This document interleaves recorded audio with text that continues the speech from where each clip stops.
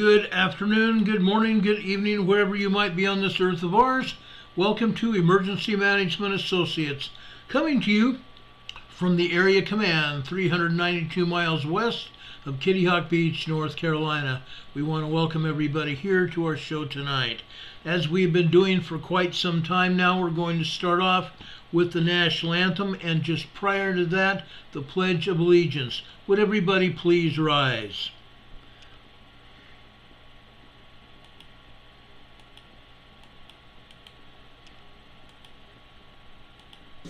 I pledge allegiance to the flag of the United States of America and to the republic for which it stands, one nation, under God, indivisible, with liberty and justice for all.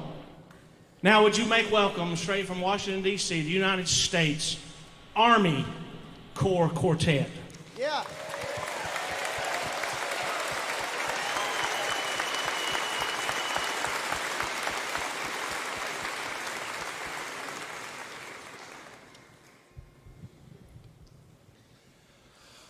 Oh, say, can you see by the dawn's early light what so proudly we hailed at the twilight's last gleaming, whose broad stripes and bright stars through the perilous fight o'er the ramparts we watched were so gallantly streaming, and the rockets' red glare, the bombs bursting in air, gave proof through the night that our flag was still there.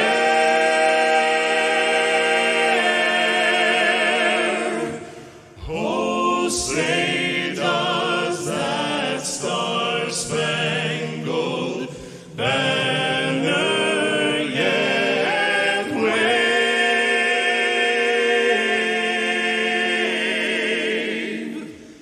o'er the land of the free and the home of the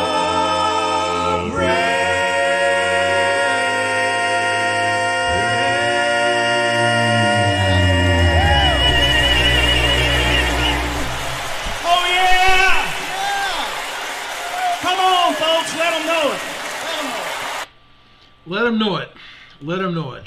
Ladies and gentlemen, that was the United States Army Barbershop Quartet performing the national anthem at the Quartet Convention in 2015. The host of the Quartet Convention gave us the Pledge of Allegiance. We appreciate them very much. God bless them. God bless all of our servicemen. Doesn't matter what agency you work for, what department you work for. We want to also thank those people for their service, and also our allied armed forces, men and women, wherever they might be as well. God bless you all. May you all return home to your families after your tours of duty end. God bless you all, and thank you for your service. Folks, we've been talking about this for a very long time. We appreciate these men and women so very greatly. It's incredible about what they have to do. I have met servicemen all my life, literally, throughout my teenage years, even before that, and into adulthood, and even just as much as last week, or as late as last week, I ran into servicemen in the store. I appreciate these men and women. God bless them all. Now, I want to get down to some business here. I have some things to talk about here that I feel that I need to discuss with you tonight. One of the things I need to discuss with you is what has been happening.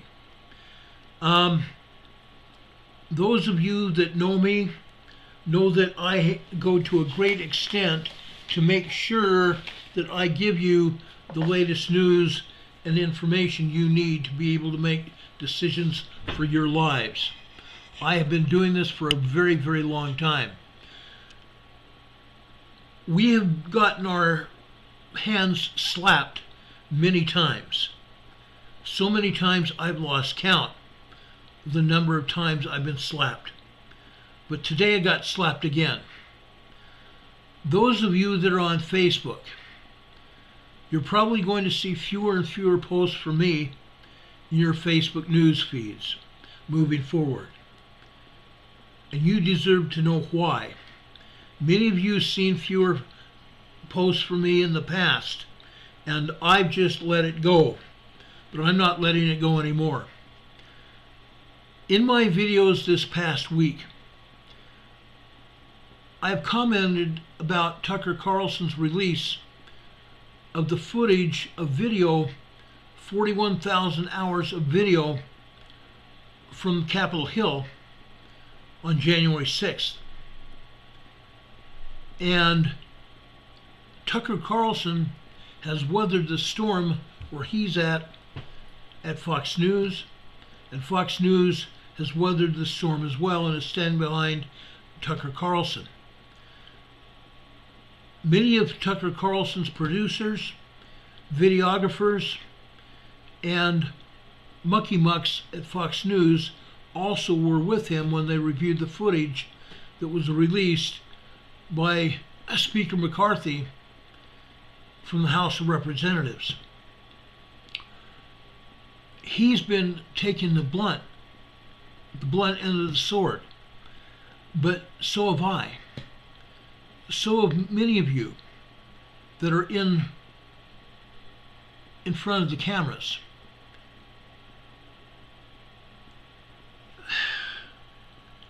My buddy Glenn Beck has gotten hit and slapped upside the head many times. But because of my support for Tucker Carlson, and even Glenn Beck's support of Tucker Carlson, we've gotten smacked upside the head and had our hands slapped again. The propagandist fact checkers are the worst fact checkers I've ever seen. They're propagandists. They're communists. Facebook has sent us a warning saying that several of our pages have and will be reduced in distribution because we have shared false information, which we have not. Let me give you an example of what they consider to be false.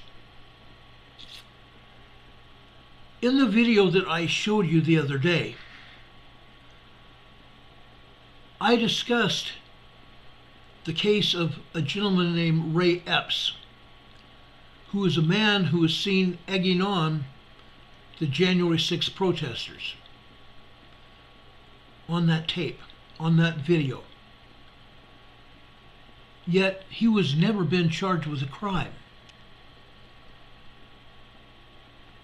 Approximately 400 other people have been charged with crimes associated with the break-in of the Capitol and also protesting. That shaman dude was sentenced to 4 years in prison, and as we showed you on Tucker Carlson's video, he did nothing wrong. He didn't break in, he walked in. He was let into the Capitol, as were many others. Let in by police. There was no violence whatsoever. He was led around the Capitol by the police. At one point during that video, we show you that he was within arm's distance from approximately 9 police officers that did nothing to stop him. Police officers even tried to open doors into the Senate, onto the Senate floor for him, so he could get in. Eventually, he was led in to the Senate floor and offered a prayer thanking Heavenly Father for the police helping him and helping others that day. Thanking our Heavenly Father for the police. But nothing's ever happened to him. We mentioned also that Ray Epps sent a text to his nephew bragging that he had orchestrated the January 6th unrest, which is what the fact checkers took issue with. The lying hacks of PolitiFact, PolitiFact, PolitiFact, admitted that Epps did send the text, but rated the statement as mostly false. Rated his statement as mostly false. How can it be mostly false when he gave the statement?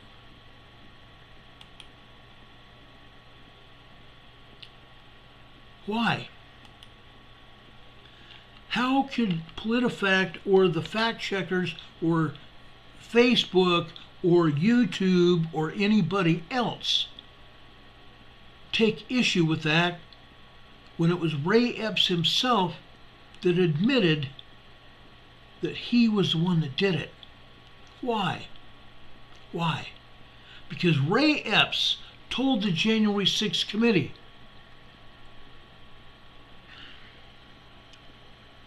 remember Liz Cheney, the loudmouth from Montana that lost her last election? And that idiot, Mr. Schiff, Mr. Long-necked Schiff, that should be in prison for what he and Cheney and others have done. Ray Epps told the January 6th committee that he didn't really mean it. He sent the text admitting that he did it. But he took an oath before the January 6th committee to tell the truth. And he told the January 6th committee that he didn't really mean it. No joke. Oh well, I just think that, well, that might just settle the case. Case closed. Wrong. Wrong. These people, these fact checkers, these propagandists and liars, malignant, despicable liars,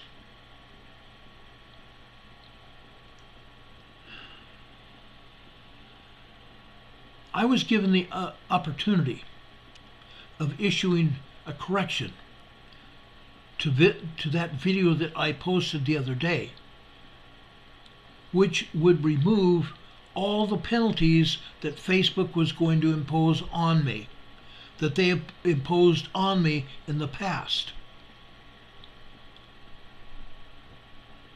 But my statement back to Facebook and to any others that are listening, I will not be censored.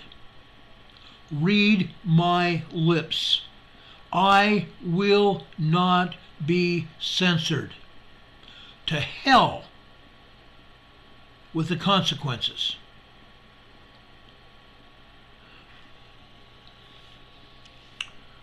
Folks, we've discussed this before. All of us, we all are in a battle between good and evil, truth and lies. We cannot remain neutral. We cannot remain neutral any longer. We're either in the fight or we're not in the fight. Either you fight for the truth, you fight for our civil rights, you fight for our First Amendment rights, or you enable them to take our rights away. You enable the lies. I'm not willing to enable their lies. Not once, not twice, not ever. Not ever. And so I stand by my guns. So those of you on Facebook, you may not see too many of my posts because Facebook is censoring me. They're putting my post down at the very bottom end of all the other posts that are out there on Facebook. I believe they're doing the same thing to Glenn Beck and others. I'm not the only one. Many of you that are on Facebook have also faced that same fact. I've seen it in some of our messenger groups. That Facebook is slapping your hands. Oh, no, no, no. You can't say that. That's false. I call bull S. I call bull S.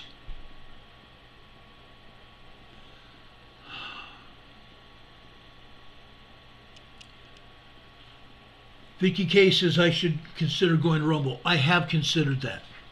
I'm still considering that. Rumble asked me for $35 a month, and I believe now it's $40 a month to go on Rumble. Right now, because I'm paying off, or excuse me, I'm not paying off, I'm trying to pay off medical bills. I'm making payments. I can't afford another $35 or $40 a month. Don Patoka offered to help me, but quite frankly, Don is fighting cancer and has bills of his own, and he's helping take care of his wife.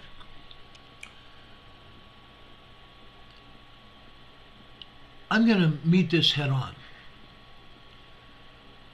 I don't really care what Facebook does. I will come out of this smelling like a rose. Mr. Zuckerberg, eat my shorts. Read my lips. Go to hell. Period. Zuckerberg, go to hell. And I mean that, Mr. Zuckerberg. If you want to talk to me, my number is all over the place. It's at the head of this video all evening long on every video. Call me, Mr. Zuckerberg. I dare you. Call me.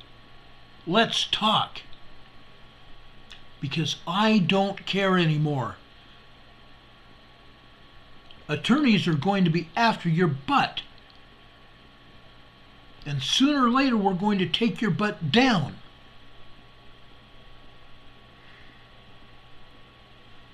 Vicky K says, sorry, Ron, you have a bunch of poor friends. No, I don't. I have very rich friends. I have very rich friends, full of heart, full of their own identities and who they are. I have very rich friends who believe in God, contrary to the propagandist fact checkers and all the other communists.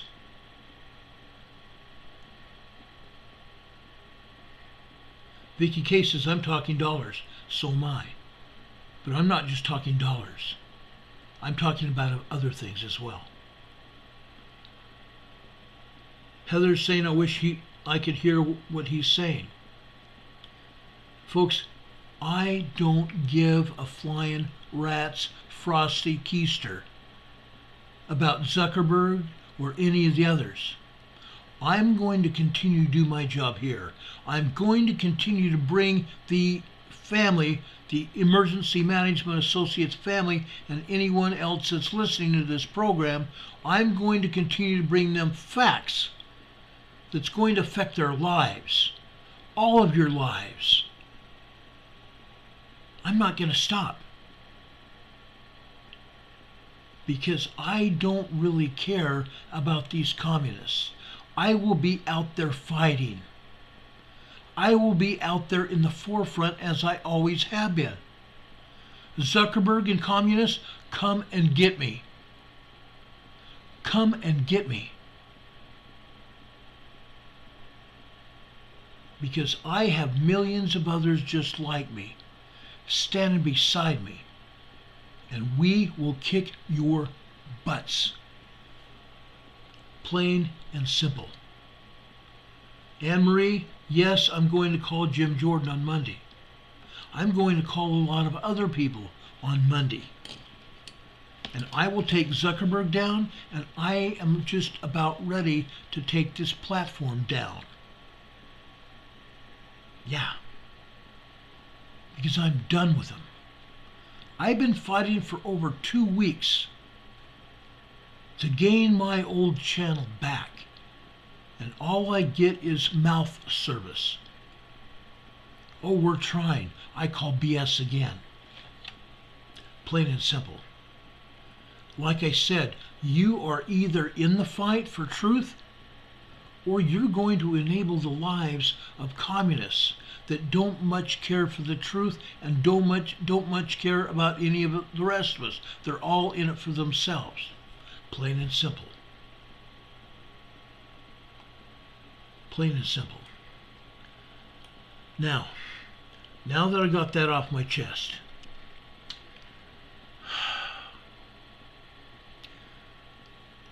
all of us this winter have faced a brutal winter storm. Brutal snow. These are two of my friends over in northern Utah, up in the Uinta Mountains. You see how deep that snow is? 6 to 7 to 10 feet deep, depending on where you're at. The top layer is all powder. But look at the bottom. It's all ice.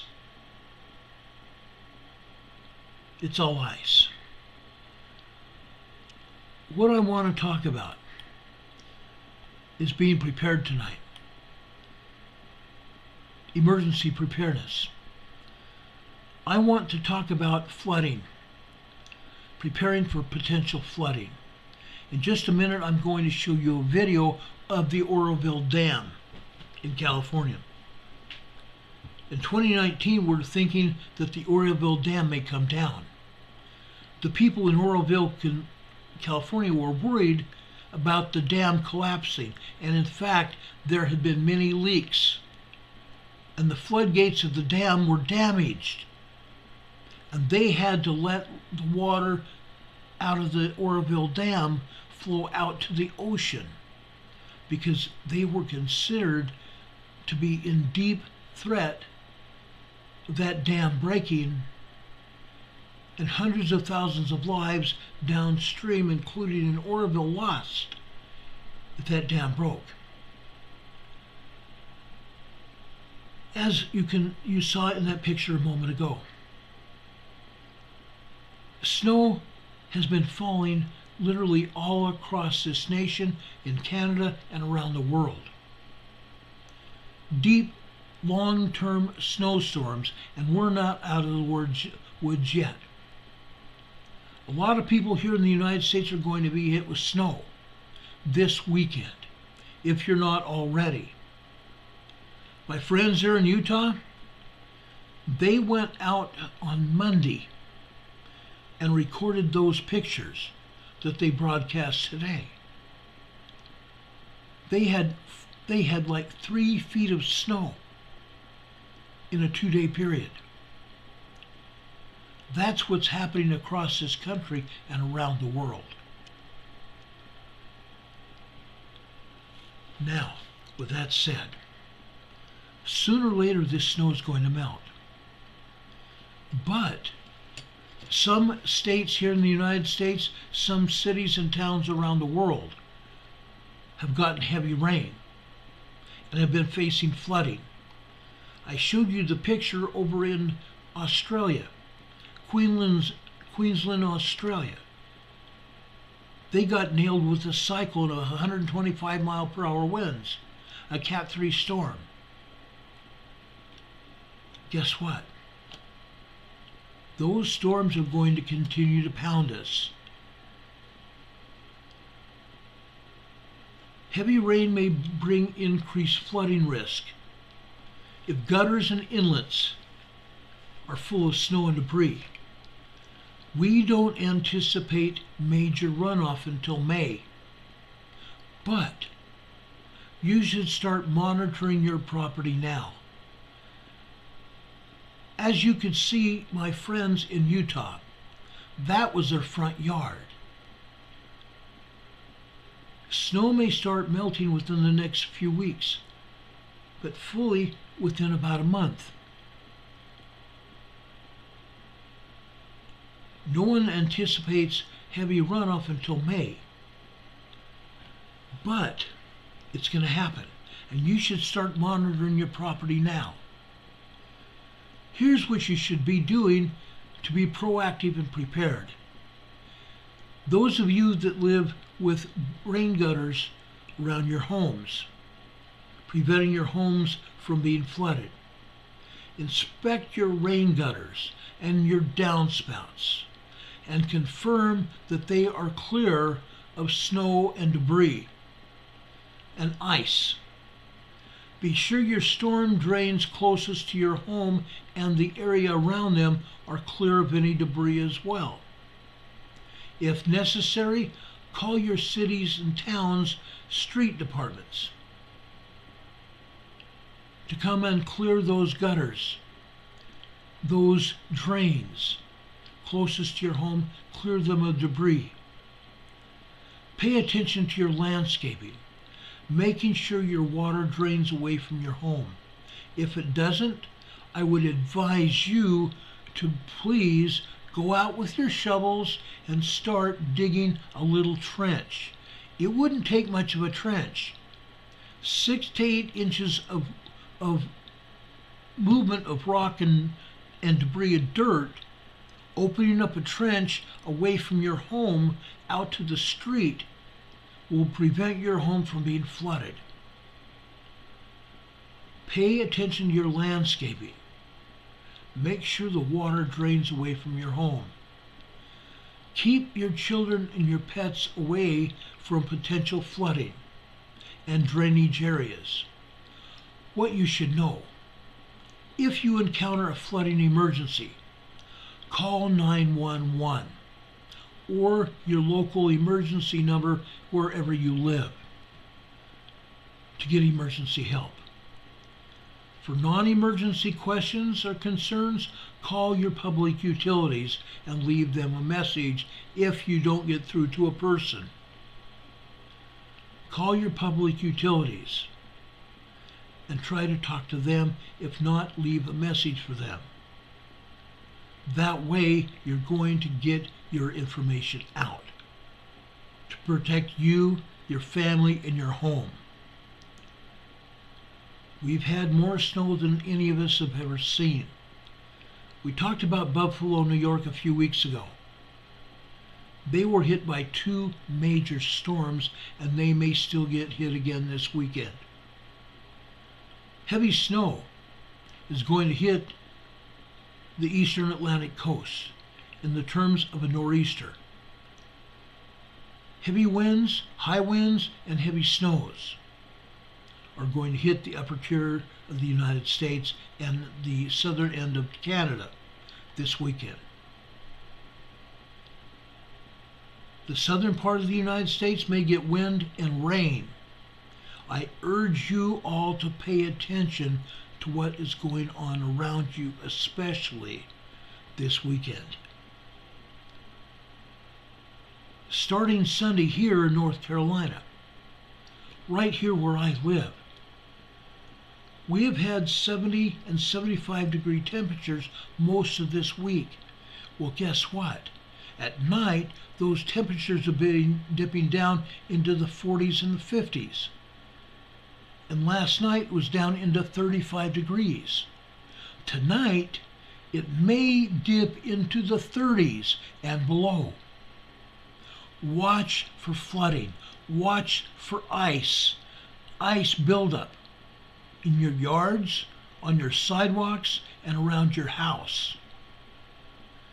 At night, if you're expecting freezing temperatures, turn all of your faucets in your home, your kitchens, your bathrooms to drip.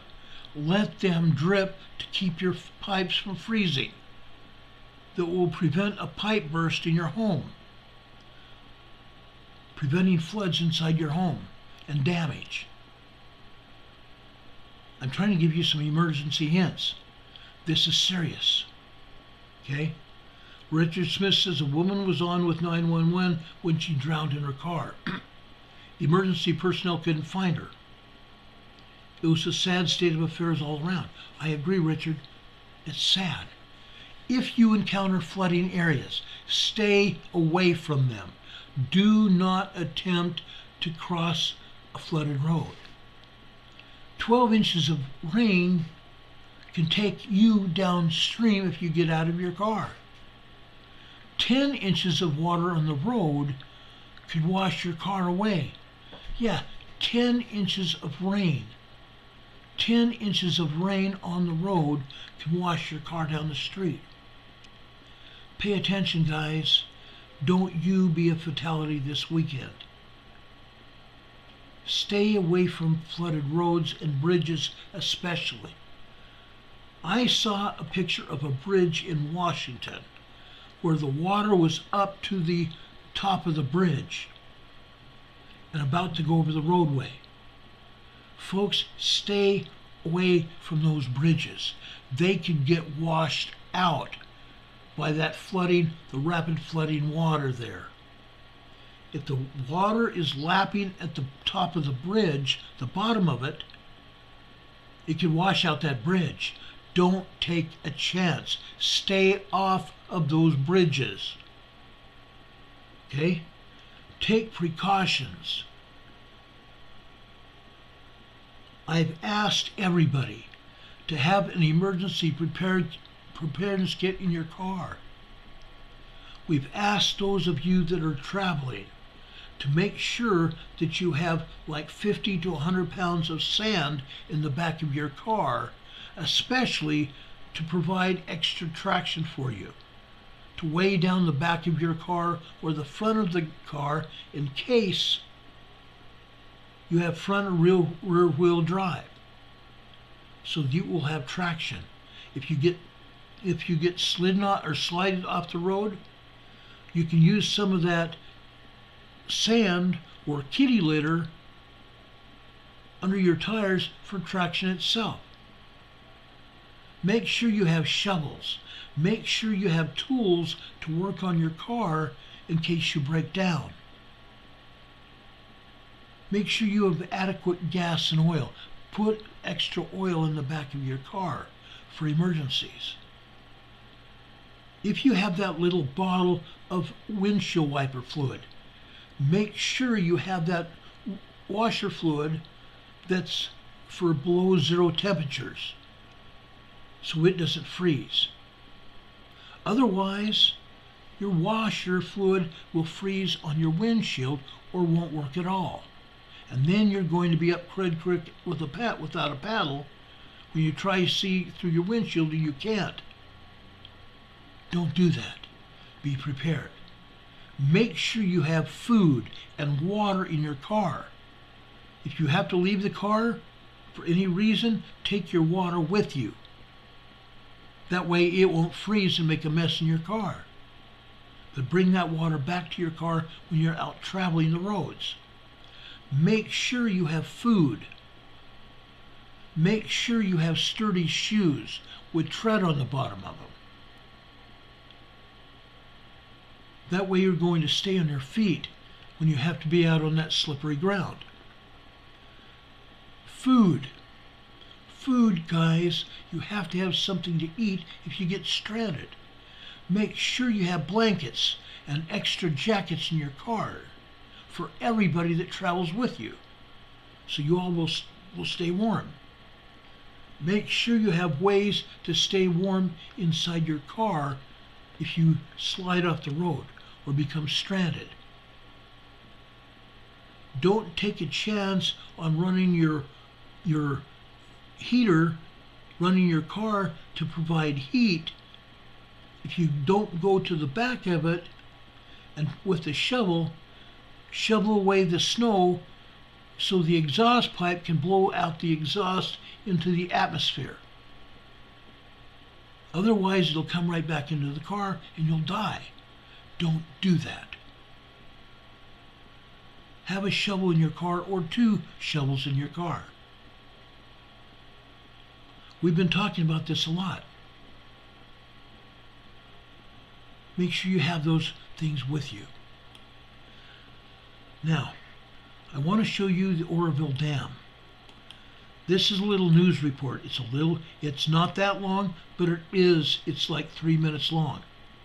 I want you to watch this. And with the storm adding more water to our reservoirs, as Heather mentioned, that main spillway at Oroville Dam, as you saw, just opened. It was literally just as we hit noon straight up. This is the first use, as I mentioned, since back in April of 2019. And KCRA 3's Michelle Bandor continues our team coverage and joins us live from Oroville. Michelle? Hey, good afternoon, Lisa. Listen, we don't need to be on me right now. Take a look at this site. This is actually the water coming down, being released right here at the Oroville Dam, rushing over the rocks, heading into the Feather River. This is happening right now as you see it. These are just some great pictures to look. I know you were explaining the view from above, but just take a look at this beautiful site here of the 15,000 cubic feet per second water release from the Oroville Dam. It's just a beautiful site here. It's really an important date here today as they opened that spillway moments ago. Just seeing this now, you know, they were telling us earlier at the press conference that, you know, this is kind of a minimal amount of water that they're releasing, because we said it's 15,000 cubic feet per second, but compare that to the capacity that they can do of 270,000 cubic feet per second. So they do have some room to work with here. There are also dam safety engineers on site to monitor the release. As you had mentioned, in 2017, there was significant damage to the structure as it started crumbling and then forced evacuations of residents. But there was a $1 billion reconstruction project that took place in 2017 and 2018, and then that first controlled release in 2019. But since the state has been in a drought the past 3 years, there has been no need to release any of that water until today.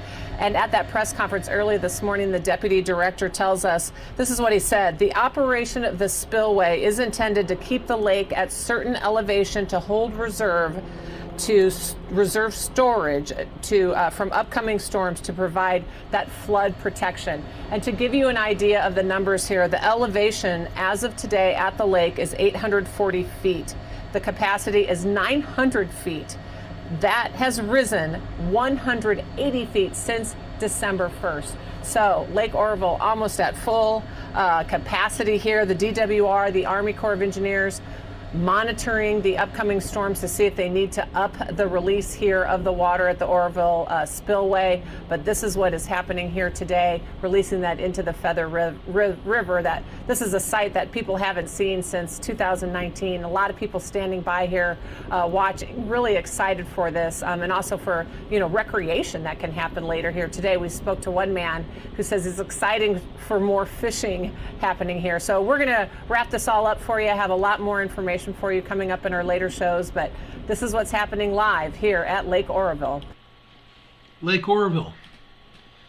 Folks, that was almost empty.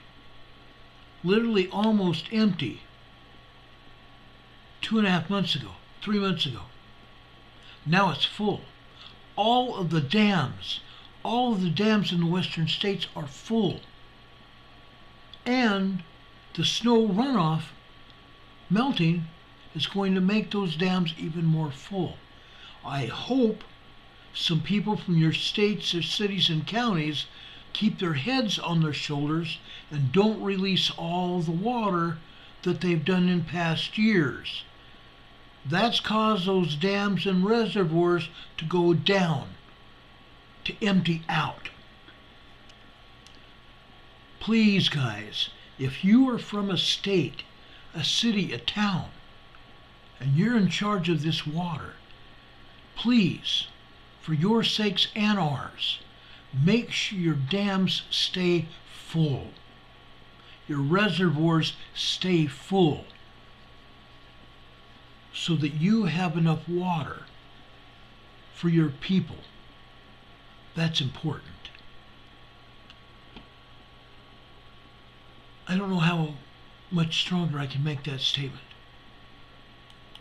You folks, if you're worried about it, you need to contact the representatives in your area and make sure that you sound off to them to make sure you have adequate provisions of water for yourselves and your neighborhoods, your friends, your city and your state. We cannot let this happen again where we are in a drought situation and no one has any water to do anything with. Now, I'm going to talk about emergency preparedness for the rest of this program. I would urge each and every one of you that are listening to this program tonight, or who will listen to this program in the coming days, please, folks, take notes. That's why we're putting these programs on. I have spent years and years compiling this information. I have done talks all over this country. I've done disaster drills around this country. I've traveled 39 states, gathering information, helping cities and towns recover themselves after disasters, and helping cities, towns, and states so they can help themselves recover from natural disasters and man-made disasters at the hands of terrorists and assassins. I've gone all over the country doing this. When I was out in those states doing talks and helping with disaster relief and doing drills, I got paid $50 an hour doing talks and doing these drills and helping out at disaster scenes. I've compiled this information. When I've given this information out before, people had to pay $50 a piece to see me. I put this information in our website, on our website, for everybody to see, so everybody could have the information.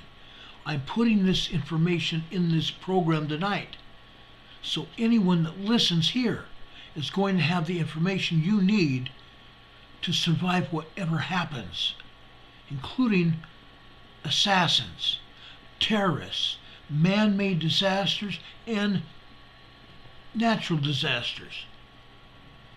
I'm giving you this information because I think it's important for you, each and every one of us. For those of you who are new to this business of preparation, emergency preparedness, I'm sure that you can feel no small amount of intimidation from just starting to prepare, and how much information that you need and that you need to learn in order to be adequately prepared in the event of an emergency. A lot of people just don't have a clue. I'm trying to help you tonight. I'm trying to help all of you tonight. From food storage to fire starting. Land navigation to use of lethal force.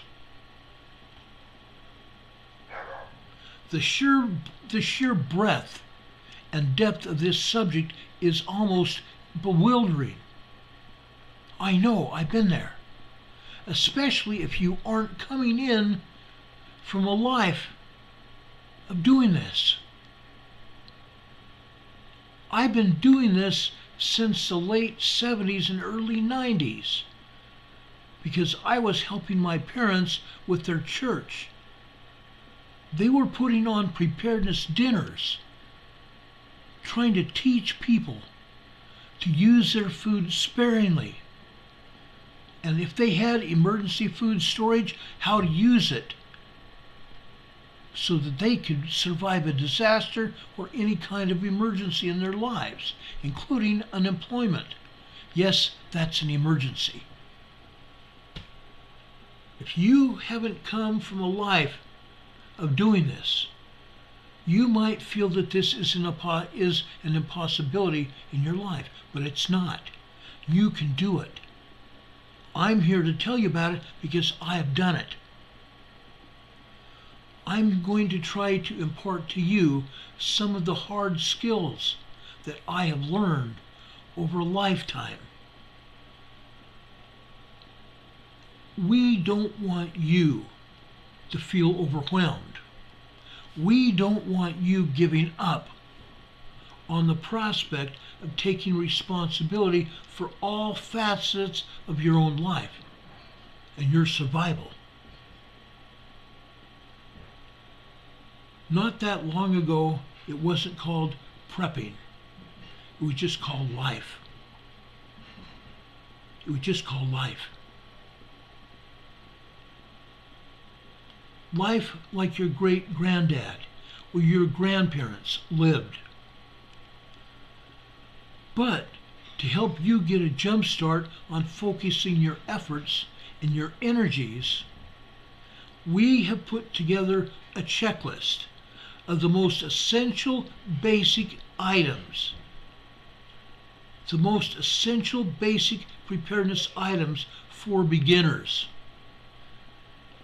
This program is not just for beginners. This program is for everyone. Beginners are going to find it easier to navigate the preparedness lifestyle than others, because we're going to hand it to you on a silver platter. I'm going to explain it lock, stock, and barrel to you tonight. The list that I have come up with, I have published on our website for the most part. Some of it's not there. It will be soon, but some of it isn't there. This list contains the most used and most important survival items that you should have no matter where you live or what kind of disaster that you might be facing. So there's no need to fear. There's no need to fear. Everyone must start from somewhere.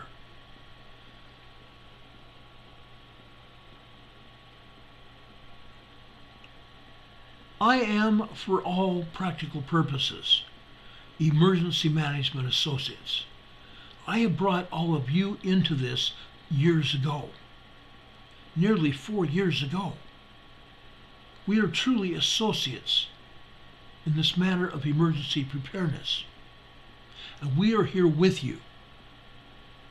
All of us are here with you, helping you every step of the way. Every step. Please, please take time right now tonight to take notes on everything that we say. There's a reason that I took and put Preparedness Friday in this program. Every time I mention preparedness in the headline of our program, it's because this program is going to be so important to you in the event of an emergency that if you're able to, you can go back and look at this. But I want you to be able to take notes. So people, please do. If you're not subscribed to our program, make sure you subscribe before you go any further. Subscribe to this program. This is what Emergency Management Associates is about. Subscribe to this program, and when you do that, click on that little circle bell. It's called a bell icon. Click on it. And when you click on it, click on the word ALL, all. That way you'll get notified when we come on the air and when we talk about emergencies and disasters in your area or elsewhere, because it could mean you're surviving and your family surviving or not. That's how important these programs are, each and every one of them. Now, I'm going to start with a quick reminder to do this. One of the things I want to impart on you this weekend. Tomorrow night, the United States of America is switching to daylight savings time. Before you go to bed tomorrow night, make sure you take and pull your clocks back an hour. Spring forward, yes, you're going to lose an hour. Fall back. Push your clocks forward 1 hour before you go to bed tomorrow night. Okay? Yes, you're going to lose an hour's sleep unless you go to bed early. And that might be a good thing. Okay? Allegedly, it's to give us an extra hour of daylight in the evening. And I understand that. I've seen all the records saying it gives us an extra hour. I understand that. I'm hoping that they will change all the clocks permanently so we don't go back to standard time. That's what I hope. And as I go through this outline that I'm giving you tonight, take notes. Take notes about everything. Okay? Don Patoka is one of my mods here on this program. He's also one of my best friends. According to FEMA, 95% of the U.S. population has much less than a 2-week supply of food in their homes. Most people in the United States have less than a 2-week supply of food in your homes. We are trying to change that. We're trying to change that. Let me also put out something else. You need to get at least a 6-month supply of food in your homes, and do it immediately, if at all possible. And it is suggested that you have 2 years supply of food. Some churches have been doing this for a lot of years, 10, 20, 30, 40, 50 years ago. They started telling people to make sure that they had a supply of food in their homes, and they helped their congregants, the members of their congregation, get it. They encouraged everybody to do it. If anything, buy 1 extra can of food every time you go to the store. Buy 1 extra package of food every time you go to the store. It might cost you $1. It might cost you $2. But you have food in your home that you can eat during an emergency.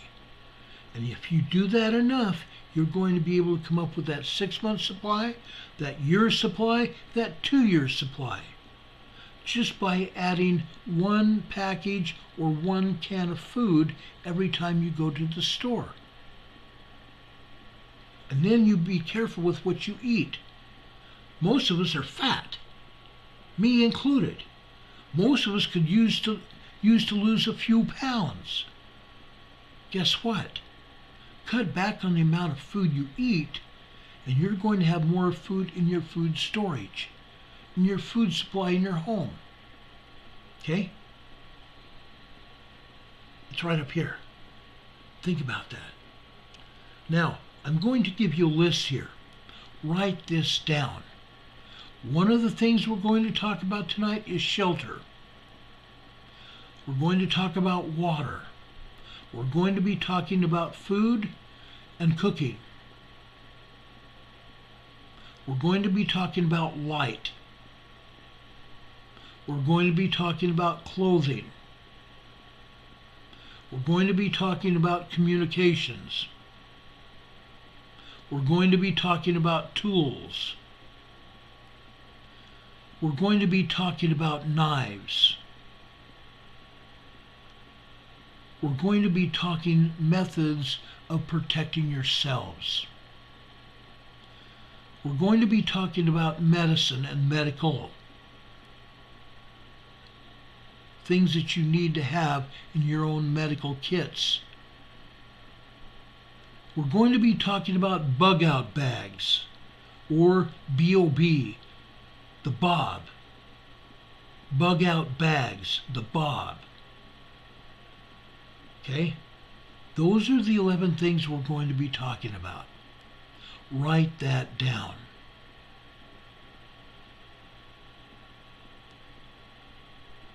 Hurricane Heather says, okay, I lasted as long as I could. This buffering is too much. When I get my internet Wi-Fi back, I'll watch what I missed. Much love, fam. I'm sorry she's leaving. I really am. It's sad when you're getting buffered. We have a high intensity Wi-Fi system here. We have paid for broadband. So hopefully it's not on our end. Now, Heather, God bless you. I hope you can come back soon. Real soon. Also, please, folks, don't forget to hit that thumbs up. Last night's program had over 100 thumbs up, and that's the most we've had in a very long time. And we have only 385 subscribers right now. Before they took down our other channel, we had nearly 25,000 subscribers. 25,000 subscribers. Please, folks, give us a thumbs up. Now we have 62. Please give us a thumbs up. Don Patoka said 59. I have 62 now here. Don't forget that thumbs up. It means a lot to us. Okay? Now, let me talk about a non-items checklist. A non-items checklist. The contents of this list are by design as being very basic. As mentioned before, no matter where you live and what threat you might have to face, these items that I'm going to be talking about right now are going to be very useful to you, even mandatory. But this list cannot cover every contingency or nuance that reflects a preparedness person's unique situation where you may live.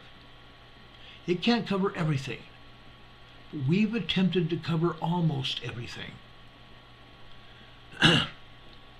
Depending on your own specifics. Some figures that I've given you here and recommendations may change. Someone living in an arid desert, for instance, would probably place even greater importance on water supplies and water filtration than usual. Also keep in mind, one of the most basic preparedness tenets, starting now, nothing lasts forever. Remember this, nothing lasts forever. Nothing lasts forever. Even sitting on the shelf in your cool, dry house, things wear out or rot away. No matter the consumable and how well you preserve it, it will eventually go bad or spoil on you. We've talked about rotating your stocks of food before. Rotation is very important when we're talking about food. That is, using up items that you're using. Using up the items for daily use before they go bad. Using a first in. What am I talking about? When you buy something put it in back of those things that you already have. That way you're using the oldest things first. Things won't go bad that way. Using the oldest things first. Okay? First out approach means replenishing what you've taken out. When you make a grocery list, write down those things that you have used before you go to the store. And when you buy new product, put that in back of what you already have on hand in your cupboards. Put it in back of what you already have. This will prevent your money and time from going to waste. For example, if you have some medicine that's stashed for disaster readiness and it expires or loses effectiveness in the 6 months, you would pull that stale bottle of meds and use them around your home before they go bad. And you would put a new bottle of meds in your emergency supply kit. The next time you go to the store, you would purchase a replacement bottle and add that to your survival stash. See how easy it is? And with that, on to the packing list. As I said, shelter. Shelter. Shelter is perhaps the most important survival consideration right after oxygen. Yes, oxygen, guys. Without this, I can't go on for very long. I can go on for a while, but oxygen is very important. But just as important as oxygen is to each and every one of us, exposure to the elements can kill you in a matter of hours if you're in bad weather. The best thing you can do for yourselves is to make sure that you have some essential survival gear, essential shelter gear, and supplies on hand. Even if you plan on writing out your emergency situation, sheltering in place. Having your shelter gear is vital for your safety, for your surviving any situation. One day you're not going to have to shelter in place. You may not be able to shelter in place. And that's when your shelter gear is going to become vital to your surviving the emergency. That's what I'm talking about. Okay? Tenting. Tenting is going to be very important. And buying those wonderful plastic sheets. Remember those plastic things that you put underneath your tent to survive and keep your tent floor dry? Yes, a tarp. Whether it be plastic, aluminum, or whatever. Those tarps are very essential. You can use a tarp for a lot of different things. Painting your home. You can also use it to tape over your doors and windows in an emergency if you had a nuke go off, to keep the radiation out and keep your home safe. Whether you had to put tape in those tarps over your windows, your doors, or even your fireplace, taping it off to keep the radiation out, keeping your tent floor dry. It's going to provide a nice shelter for you. Now, power outages. Power outages and damage can let the outside in. And the ability to get through a situation may become a lot harder if you have a power outage. More survivable microclimate inside your home is invaluable.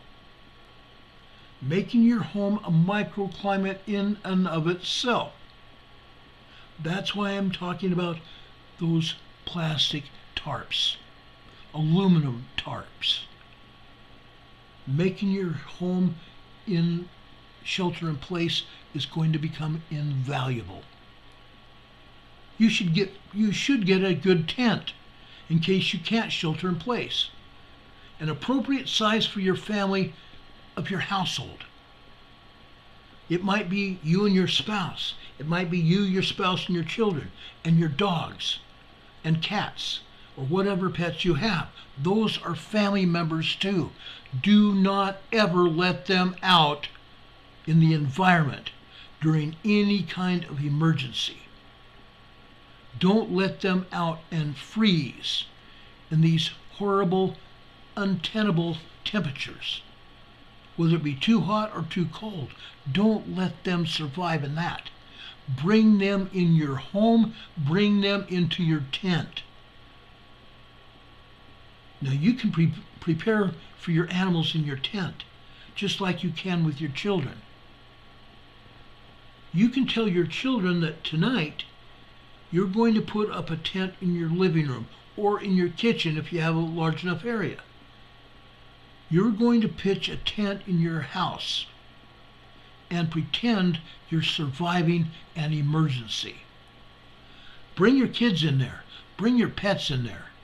Your pets might be a little scared or be a little bit, my master's crazy. My dad and mom are crazy. But if you turn it into a game for your children and your pets, during an emergency, your children, your pets are going to realize, hey, this is okay. We've done this before. Make it fun for your children and your pets. Bring in their little beds, their blankets, a toy, stories, flashlights. Make it fun for everybody. Even have some popcorn, snacks inside your tent. Because in all reality, you may have to do that for real one day. Having a good tent is going to be very invaluable for each and every member of your family. And you can have several tents. It doesn't have to be just one tent. You can have several tents. And that might go fine. But be prepared. Have a tent. A heavy-duty tarp. You can make a tent from your heavy-duty tarp or use it as ground cover, wind and sunshade and rain protection and so much more. I have a pop-up tent. You know the great big huge cover and it has little sides all the way around? I've got a 10 by 10. It's great. It's great. I put it up on my patio this past year. It was great. It cooled off my patio by about 15 degrees. That was great. I went and took it to some concerts and other community events. I had sun protection and protection from rain at those events. Those little pop-ups are invaluable. My pop-up was $99 when I bought it, and I got it on sale for $60. Now I've seen those same pop-ups going for about $40. I'm just giving you some ideas to help you and your family. Let's talk about inclement weather for a minute. How about a poncho or a rain slicker? Could turn into a snow slicker as well. Getting wet means getting cold, losing body temperature, body heat even faster. Getting wet when it's cold is often a death sentence. Staying dry with a waterproof outer layer is essential. I have several of those in my 72-hour kit. I have several of those in my go bag. I have many of those in my emergency supply kit for either members of my family or anybody else that's with me. Okay? Consider ponchos and rain slickers. Jackets, light jackets that are waterproof. I've got some of those as well. Emergency blankets. Those crinkly foil blankets, they seem like a joke, don't they? And they will make you look like a baked potato. But they work wonders for keeping you warm. And you will wish that you had one if you don't. They will keep you dry, they will keep you warm. They take up almost no room in my backpacks or my supply kits, and they don't weigh hardly anything at all. I don't think my emergency blankets even weigh an ounce, yet they might. Okay? They take up very little room. How about a sleeping bag? We talked about covers, we talked about emergency shelters, tents. How about a sleeping bag? You need a good night's rest. You need a good night's sleep, especially in a stressful situation. And a sleeping bag is the most weight and size efficient method of achieving this. Whatever you pack, you need to cope with the most severe weather that you can expect in your area. If you live in California, you can probably get away with a lighter sleeping bag than someone who lives in Alaska, or someone like me that lives where I do, or has lived in Utah, in Idaho, in Fargo, North Dakota. Yes, I've lived in San Diego also, where it rarely got below 60 degrees. But even then, I had a sleeping bag that kept me warm. I had a good tent. I still do. But a sleeping bag is going to become essential, whether you live in the arid desert of Arizona, California, or whether you're in a very cold tinderbox in Idaho or Utah or North Dakota. You're going to want a good sleeping bag. Okay? Don't get caught outside by having a summer weight sleeping bag when you need something warmer. You need something warmer. Number 2, let's talk about water. Water is next in importance, right after shelter. Dehydration and death by thirst will kill you in a matter of 3 days or so. And you're going to become delirious, you're going to become incapacitated long before that when you cannot get enough water. It is vital that you have a ready drinking water supply.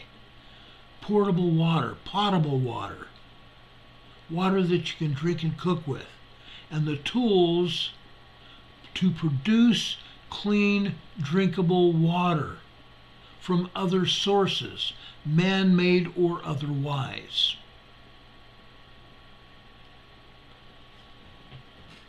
Be sure to pick up a 1 gallon of drinking water. A 1 gallon container of drinking water per person per day. Have a gallon of water per person per day of drinking water that you can plan on to use to survive. This amount covers drinking and basic sanitation along with some food prep. The hotter, drier weather means you're going to need even more of this.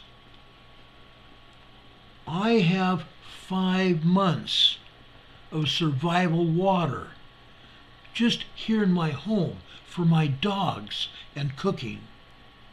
I have drinking water here in terms of 6 cases of water. 6 cases of water here for me. I have 100 gallons of backup water to use for flushing toilets and even washing with. Think about that. Yes, that may take some time to do it, but that's fine. Get that amount of water for you and your family. Rebecca Griffiths is in the chat tonight. She's a good friend of mine. She says she is dehydrated every day because she can't even drink because it hurts her stomach. She can't drink much water because it hurts her stomach. But she can drink some. As long as she can drink some kind of fluids, she's going to be able to survive. I hope she's here. I hope she stays here with us. Rebecca, you are a dear friend, and I care about you. I care about Starbright Pam. I care about Kimberly Hopkins. I care about Chosen to Preach. I care about Dawn. Folks, water is the hardest thing to get and to keep, but you can do it. Starbright Pam says water is the hardest thing for her to stock up on, but you can do that. Chosen to Preach is talking about baby wipes. Don't forget baby wipes, guys. Baby wipes will come in and be one of the most cherished things that you can have. Baby wipes are great. Okay? You need to have at least 1 gallon of drinking water per person per day if you plan to survive. This amount covers drinking and basic sanitation, along with some food prep. The hotter, drier weather means you need to have more of this. Water containers. Ideally, you're going to want a 55-gallon BPA-free water barrel. A BPA-free water barrel. I've shown you pictures of those on programs past, and most of you know what I'm talking about. It's blue in color. These water bottles are blue in color. Some of them are white. Back in the day, my first water bottle came from Coca-Cola. We had a Coca-Cola distribution facility in San Diego, and they used to sell those 55-gallon containers to me and other people for $2 a piece. I rinsed them out and washed them out really good. Rinsed them out really good after that, and I stored water in them. Then I learned how to use those water containers. I turned them on their sides like this. On either end, I built a cross member like this. And to make sure it didn't collapse, I also had a piece of lumber at the bottom of it, screwed into that cross so it wouldn't collapse. I created a cradle for my 55-gallon drum. It was up off the ground. That way it wasn't going to get damaged. In on one side, on one end of it, I put a device in that end so that I could screw a hose on it and connect the other side to my house to be able to fill up that water, that great big huge water barrel of mine. Okay? On one end at the top of that barrel, I had a water bib right there. I could connect to my hose. On the other side of that barrel, I had a water faucet so that I could also tap into that water in that barrel. I could either use it to water my garden, water my grass, or whatever, but I could also turn that water off. It was always connected to my house until there's an emergency. And then I turn off the connection at the house so that 55-gallon container does not get any more water from the house. That 55-gallon container of water is always fresh. It's always full. In the event of emergency, instead of watering my grass, I would make sure that I could get that hose inside my house to be able to use that water in the barrel. Okay? You can do that.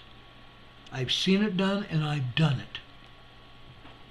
Some people have kind of a scaffold. They make a scaffold for their water barrels. 2 water barrels here and 2 beneath it. They have 200 gallons of water in their water scaffold in their garage.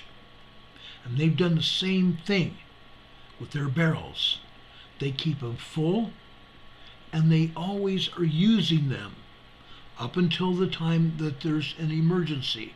That way the water is always fresh, but they always have it as well. And they can turn off the supply so their water supply in those containers does not become contaminated. Okay? Something to consider. I've talked about this in the past. I'm talking about it now. Okay? You can also buy 5-gallon containers with sealable lids that work very well also. Okay? Consider that. Something else that you might also consider is a bathtub water bob. A large bag designed to sit in your bathtub that you can fill up with water at the outset of a disaster before the water is cut off. It gives you a massive backup water supply that you can use. Consider doing that. Water purification tablets. I have those as well. Or you can use unscented regular formula bleach. Unscented regular formula bleach for cleansing suspect water of biological contaminants. A water filtration device, such as a Life Straw or a Sawyer Mini. Okay? Life Straws or Sawyer Minis are wonderful. Agua Pure containers are wonderful. Now, I have such thing as this. Okay? I can take and put this container in some of the most contaminated water.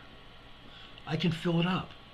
Then I put this water filtration device into this bottle and I screw it tight. As I go ahead and use this water, it's filtrated through that filter and it becomes pure, so I can use it to drink. You can get these. They're about $5 or $6 a piece. Okay? Just so you know. By the way, 4 Patriots has those. Okay? Water collection containers with a filter. Water collection containers that you use to get water off your roofs. Then you have a filter on it to filter out any contaminants from your shingles or anything else that's in the air that's gotten in the water, in the rainwater. You filter out that barrel of water and you use it to cook with, to clean with, to wash with. Okay? And you could possibly even drink with it if you have adequate filtration devices. I have friends in western Texas who do that. They have 4 200-gallon barrels in their yard. And those barrels are almost always full to capacity. Okay? 4 200-gallon barrels of water. That's 800 gallons of water that they have. Yes, there are days that it doesn't rain, but when it rains, their rain supplies those big, huge barrels back up. Okay? And they have water filtration devices hooked to their water supply in a little blockhouse that they built to filter that water for drinking, washing, cleaning, watering the ground, watering the grass, or anything else. They have a great thing going. Okay? They have a, let me look it up really quick. They have a YouTube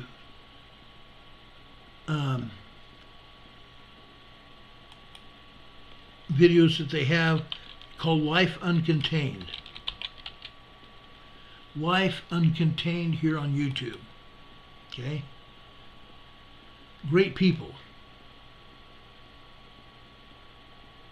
Okay? Great people. I have known them for, I want to say 4 or 5 years. They built a house out of 2 shipping containers. They built a house out of 2 shipping containers that they're now living in. They finished it last year. Took about 2 years. They finished it. They also have those water barrels that I'm talking about. And they talk about them on their programs. Okay? They have one video where it talks about building out their interior shipping containers to a cabin. Now they're building a cabin out of another shipping container. They bought a 3rd one for a shipping container, and they're turning it into a cabin. Okay? These people are unreal. Their channel's called Life Uncontained. You might go over there and look at their program. Tell them that I sent you. Okay? Tell them I sent you.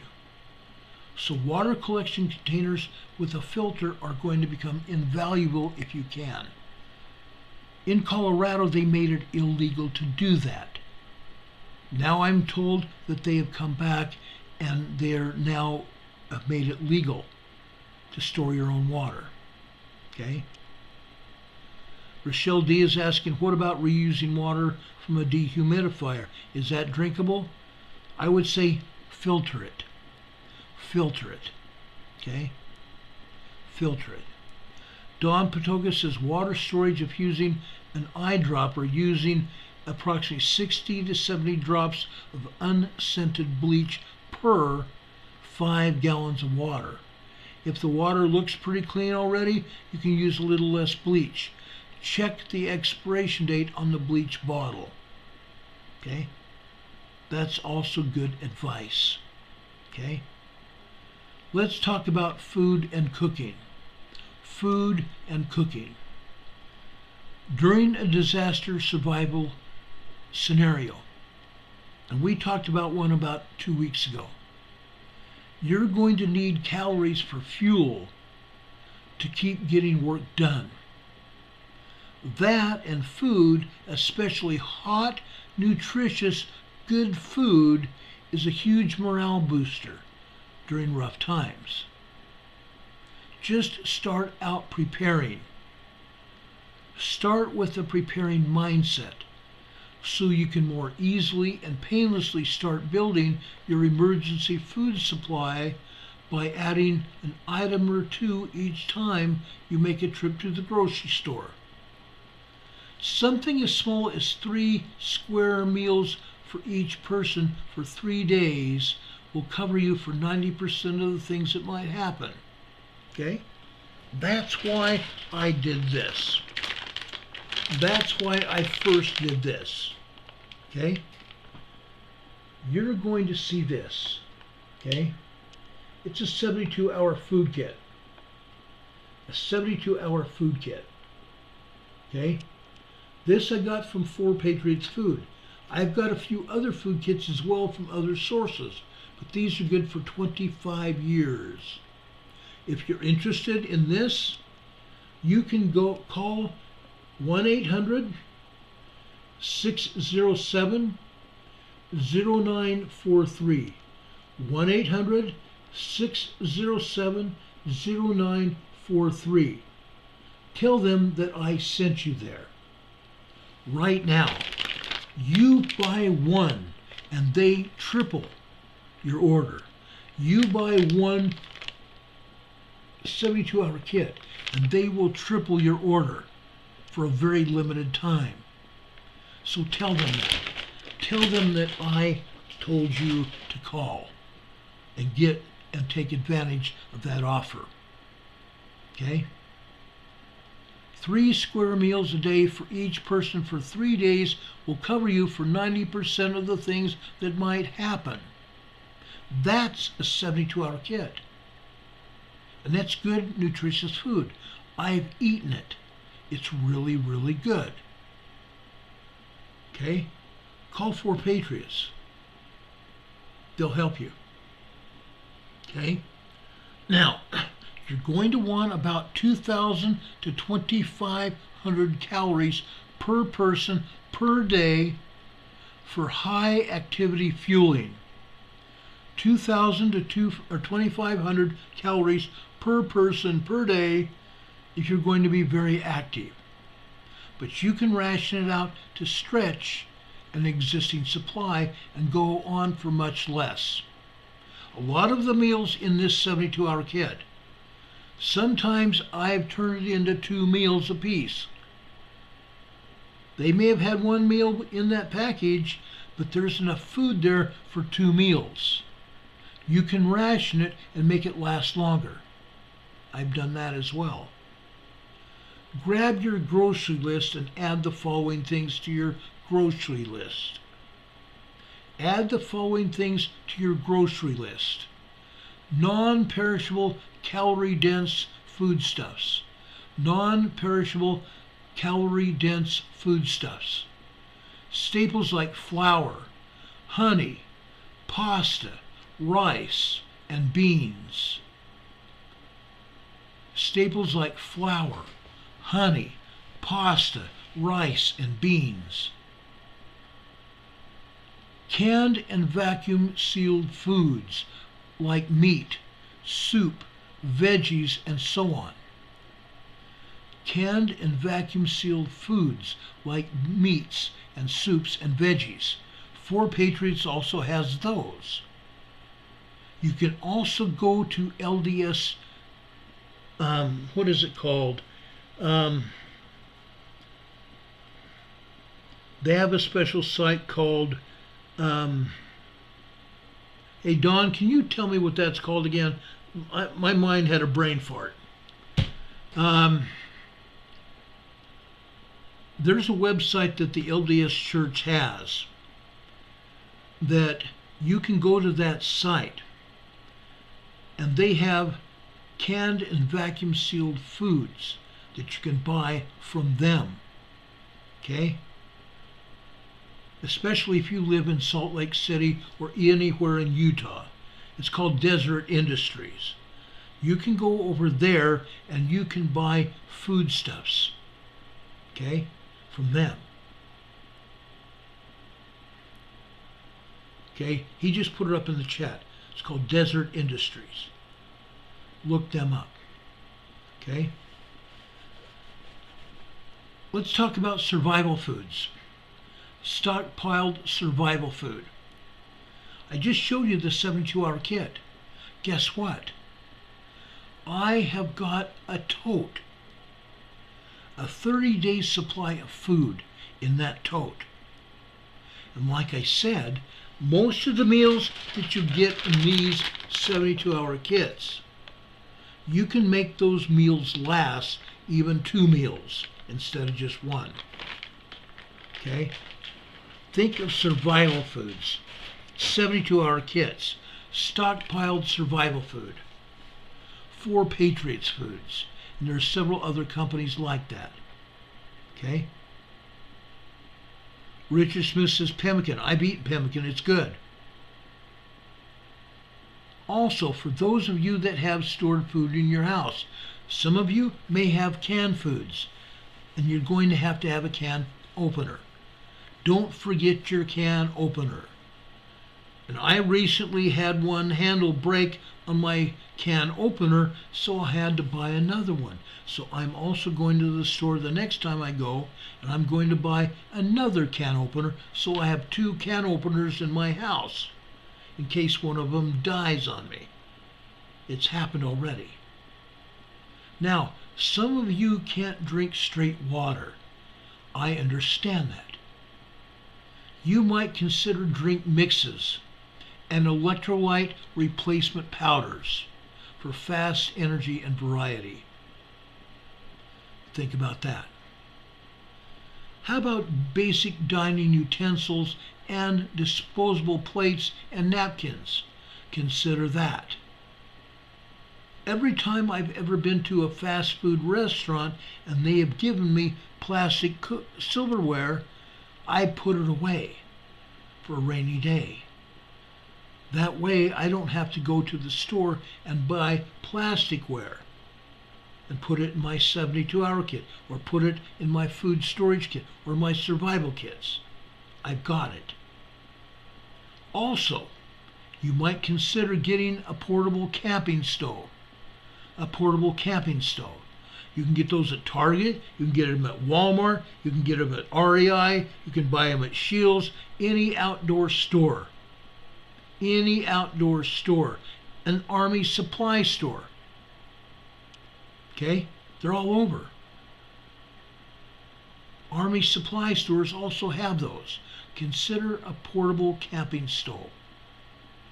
You're going to want to buy some fuel for your camping stove. Don't get hesitant about doing it. Make sure you have that. Otherwise, your camping stove is going to be useless. Okay? Make sure you have a camping stove. And Big 5.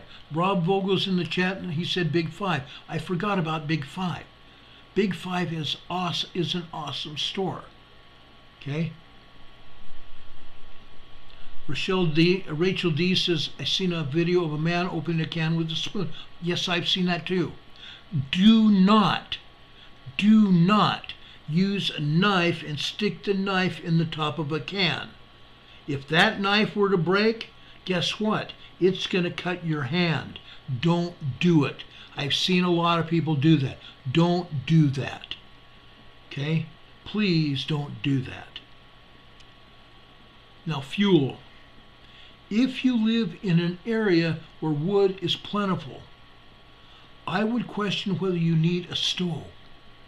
However, if you live in a desert or plains area where wood fuel might be scarce, go for a multi-fuel stove so that you can be as flexible as possible when it comes to finding more fuel, or you'll run out. Okay? I'm sorry. My camera slipped here. There we go. And it's too high now. Let me fix that.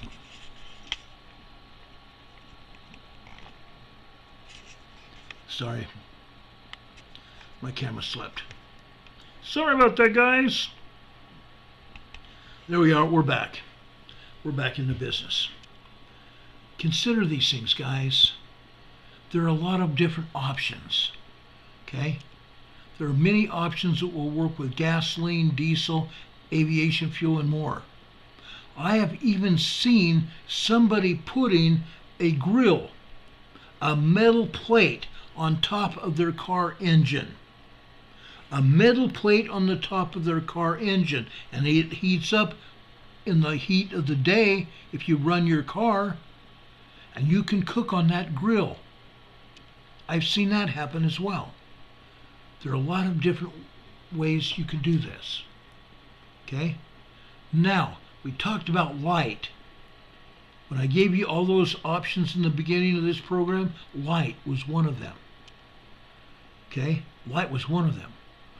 3 different tactical flashlights. Consider 3 flashlights. 3 flashlights.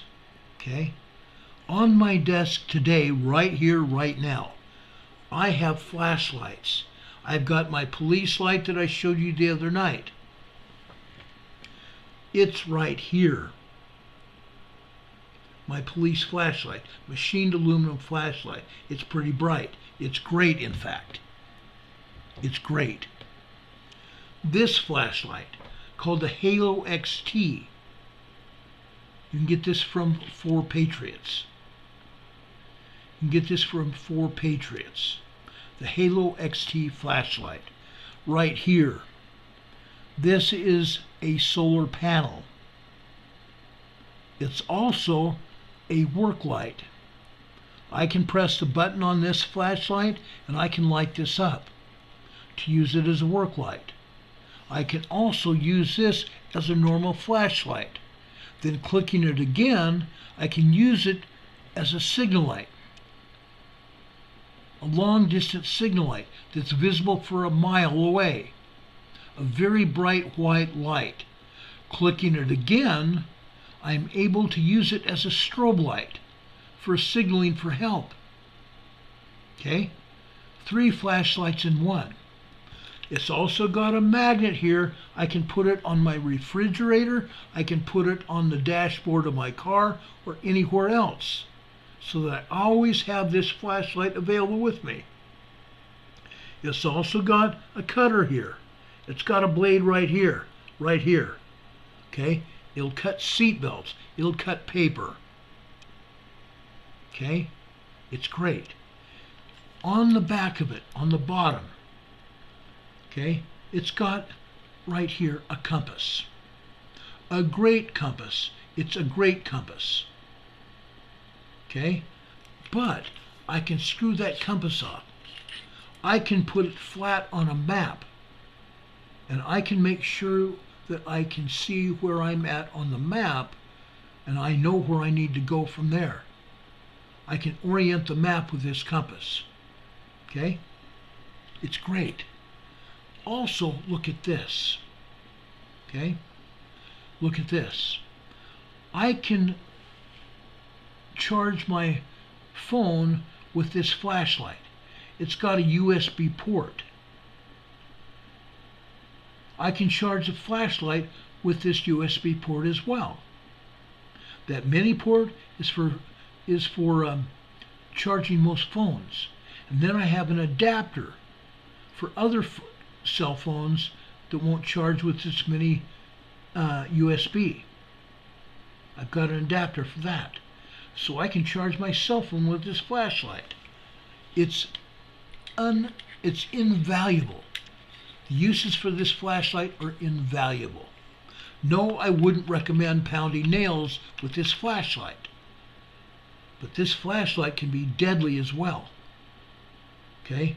We talked about protecting yourself. You can use this to protect yourself. Also, this other thing, I forgot about this. There's a point here. This is a machined aluminum point.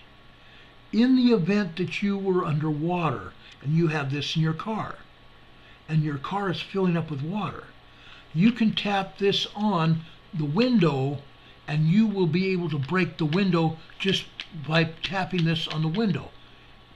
It'll make it go into a million pieces and you can swim out of the car as a result of breaking that window. So you can use this flashlight for a lot of purposes. Okay? You can use it as a defense tool as well. Think about that. Tactical flashlights. I have a flashlight or multiple flashlights all over my house. Literally all over my house.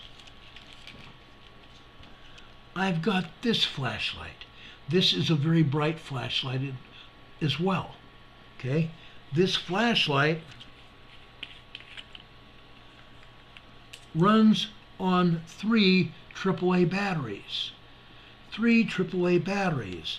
I just slip that back in and tighten on the end of it, and all of a sudden my flashlight's ready to go. Guess what? It's got a serrated edge here. It's got a serrated edge. You can help protect yourself with this, as well as having a flashlight. Again, this could also be used technically as a protection device as well. I have taught protection. I've taught women and men self-defense. You can use this to defend yourself as well. Okay? Like I said, I have 3 different tactical flashlights right here on my desk. I have flashlights in every room of this house. So if the power goes out, I've got flashlights. You must assume that the power will go out and not be coming back on for the duration of your crisis. This last year, 2 idiots shot up power stations here in a town called Moore, North Carolina. M-O-O-R-E, North Carolina. It's happened in Washington State and many other states. In Washington, they caught the people. They're being prosecuted to the fullest extent of the law. The people that did it in North Carolina are still being sought. The FBI, the State Bureau of Investigation, and many other states are on the lookout for these people. They will be caught. But tactical flashlights are going to become very important to you. You must assume if the power goes out, it's going to stay out for the duration of your crisis. Your go-to buddy for dealing with the power outage is the humble flashlight. The humble flashlight. Consider headlamps. In my survival kit, I've got 3 headlamps. Headlamps are going to be an invaluable source of light because you don't have to carry them. Just put it on your head or put it on your helmet if you're wearing a helmet or a hat, and you've got a steady form of light. It's going to be invaluable for you. That will allow you to use your hands to work and do other things with no hassle from holding a light. By holding a light in your teeth or in your hands or under your arm. Yes, folks, under your arm. We used to do this a lot when I was a police officer, and I still do on occasion by putting it right underneath my arm right here. Okay? You can see it here. Okay? But having a headlamp frees all of that up. You don't have to worry about forgetting that the flashlight is under your arm or whatever. It's on your head, and you don't have to worry about it. Lights of all kinds can be used for signaling as well. Add these luminous wonders to your cache as soon as you possibly can. Flashlights. Get the best ones you can possibly afford for reliability. LED flashlights are brighter and more durable and use less energy. Less energy. For headlamps, look for models that focus more on close range, usable light, and longer run time compared to your flashlights. Having them takes the same batteries, and that's a big plus in your life. Using the same kind of batteries for your headlamp, the AA or the AAA batteries, they're going to last for a long time. And then batteries. We talked about communications and batteries, haven't we? Having a battery supply backup is going to be vital to you. I've shown you that I have a supply of batteries right here in my desk, and I can quickly and easily throw them into my supply kit and take it anywhere I need to go. I always have backup batteries. AA's, I've got like 48 AA batteries. I have 48 AAA batteries. I've got 16 C batteries. I've got 10 D batteries. I can almost do anything that I want to do. Now I also have lanterns. Battery powered and alcohol powered powered lights. Okay? Lanterns are going to be very important because you can hang those lanterns in your tents or from a tree limb, and that whole area around that area will be lit. Okay? And it's going to work fine. If you have gas-powered lanterns, they're a little bit more dangerous to use than a battery-powered lantern. Use this for area lighting at home, in the dark, or at a camp to save power from your battery-gobbling flashlights. Batteries. Lots and lots of spare batteries for all of the above uses, including radios, communications. Also think of chem lights, aka snap lights. Okay? These are great things at Halloween time for your children and grandchildren to use to go trick-or-treating. Those chem lights. A lot of rave groups use them to wrap around their necks and stuff and dance around. My cousins use them at a family reunion late at night to dance around our family reunion campfire. And people who were going by on the highway were thinking, what the heck is going on? Because they put these chem lights on their bodies, on their arms, on their legs, and they danced around in the dark.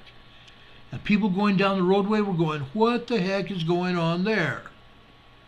Okay? But they can be used for signaling and all sorts of other uses. They're great. They're favorites for children and favorites for a lot of people. They're superb for marking and signaling. Marking a tree or a rock, so you know where to go or how to get back to your camp. And providing soft but usable area illumination with zero risk of a fire or anything else going bad. Think about clothing. We talked about this early in the program. Number 5 is clothing. You're going to need the right kind of clothes in the aftermath of a disaster for protection from the elements and also the environment. Make sure you have good clothing, ready to go appropriately for all seasons in your home area. Right now it's cold. Make sure you have the right amount of clothing, long sleeve shirts. Felt type shirts are very warm in the winter. Okay? Fabrics are very important. Jackets and coats and hats. Don't forget hats. Your head will lose probably 80% of your body heat more than anything. So conserve your body heat by wearing a hat. Okay? Do this. Make sure you have good clothing that's appropriate for all seasons where you live. Tough, fast-drying clothes and sturdy boots and gloves will give you an advantage over the sharp, painful things in your environment that you're going to deal with in the wake of a disaster. Winter caps, hats, right now. Be sure to stock your stash wardrobe with sturdy boots or trail shoes, suitable for long-distance movement by foot. Okay? Consider warm weather clothing. Cold weather clothing. Socks and underwear, lots of each. Take care of your feet. If your feet are cold and sweaty, dry them off. Dry them off. And there's little heaters, packages of heat that you can stick down in your shoes or your boots or down inside your socks to keep your feet warm. Okay? Consider that. I have several of those portable heat containers as well. I shouldn't say heat containers, but heat packages. Consider that. Bandanas. Bandanas are awesome. Awesome. I've got 4 bandanas in my supply kit. I've got 3 others over here in my clothes drawers. Okay? Bandanas are a multi-tool of clothing. It can work as a headband, as a sun blocker. It can be used as a dust face covering. I'm not going to say that four-letter word because this platform doesn't like us using that. Okay, but you can use it as a dust face covering, etc., etc., etc. Okay, sunglasses. Consider sunglasses. I have 2 pairs of sunglasses. Okay, preferably ANSI or military standard rated for impact protection. Mine are, because I go to the range and practice. Mine are impact rated. Gloves. I have several different kinds of gloves. I have my old pat-down gloves when I was a cop. They're leather and very thin that I can use to almost feel anything in my hands with. I've got thicker gloves that are a little bit warmer and more sturdy. I've got leather gloves for working in the garden or working on the car or anything else. And I've got thick winter gloves and mittens.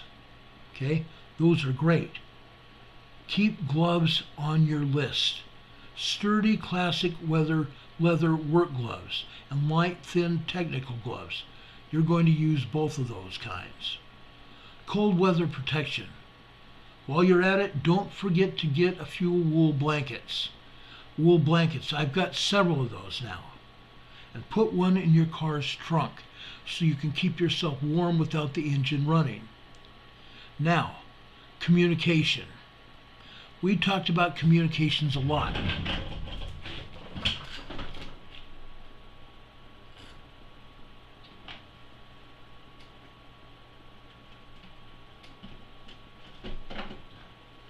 I'm getting my radios here so I can talk about communication.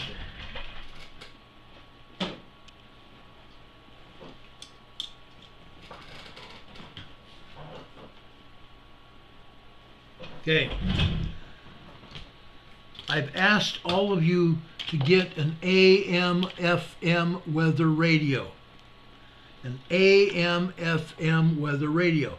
I have this one here in front of you right now. It's an AM/FM weather radio. It's got a hand crank on the side, so I can hand crank it for power. Okay? I don't have to have batteries necessarily.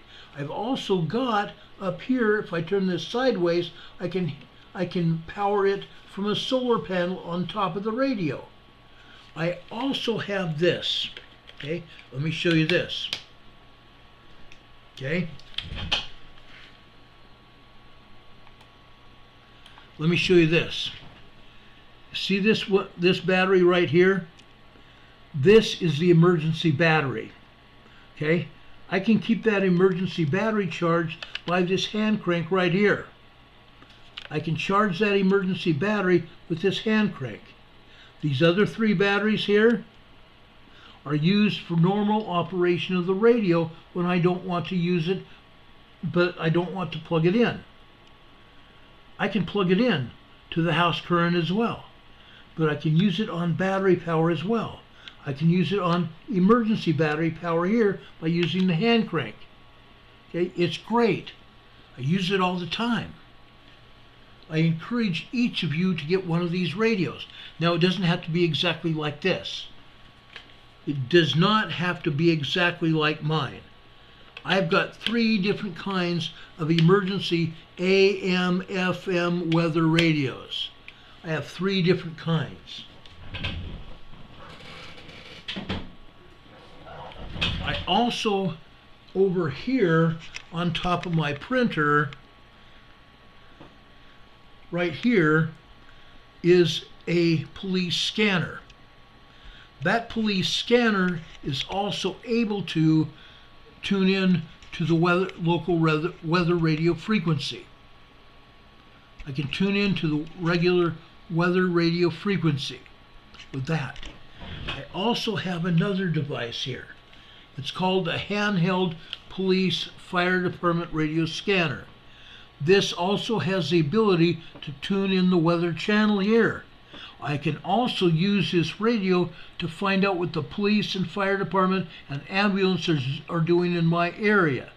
I can also, believe it or not, listen to NASA, to the space station, and air-to-ground communications there. I can also use it as an aviation tool to hear what planes are doing in my area. Okay, so this is another form of communication. It can be invaluable for you to have. This cost me about $100 about 10 years ago. This is a great radio. Actually, this is older than that. I would say this is probably 20 years old at least. This is a great radio. I bought it from Radio Shack. And guess what? Radio Shack is still online. Radio Shack is still online. Okay? Next, we talked about these the other day as well. Tony is asking, do you need a license to use shortwave radio? No, you don't. Shortwave radio, you do not have to have a license. Okay, now I do have a shortwave radio over here on the ledge of my window. I keep it there because I can easily get to it in the event of an emergency. It's always charged. It's always charged. Okay, it's got a backup battery on it as well. Shortwave radios are great. Okay, Don Patoka says a Watson KG93 5G Plus does it all. They're great. Texas lady says, I didn't know Radio Shack was still online. Yes, it is. They've closed all their brick and mortar stores around this country and overseas.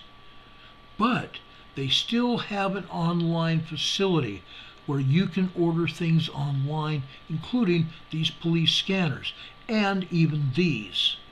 These are family radio service handheld walkie-talkies. Okay, I have got a set of these, and I've got one other set that's just strictly family radio service. These also have 4 other channels called General Mobile Radio Service, GMRS. GMRS requires a license to operate.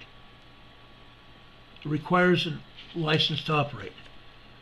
My radio call sign is KAE 5531. KAE 5531 is my GMRS radio call sign. Okay? But these radios are invaluable. If you just have the FRS radios, they're about $20 for 2 of them.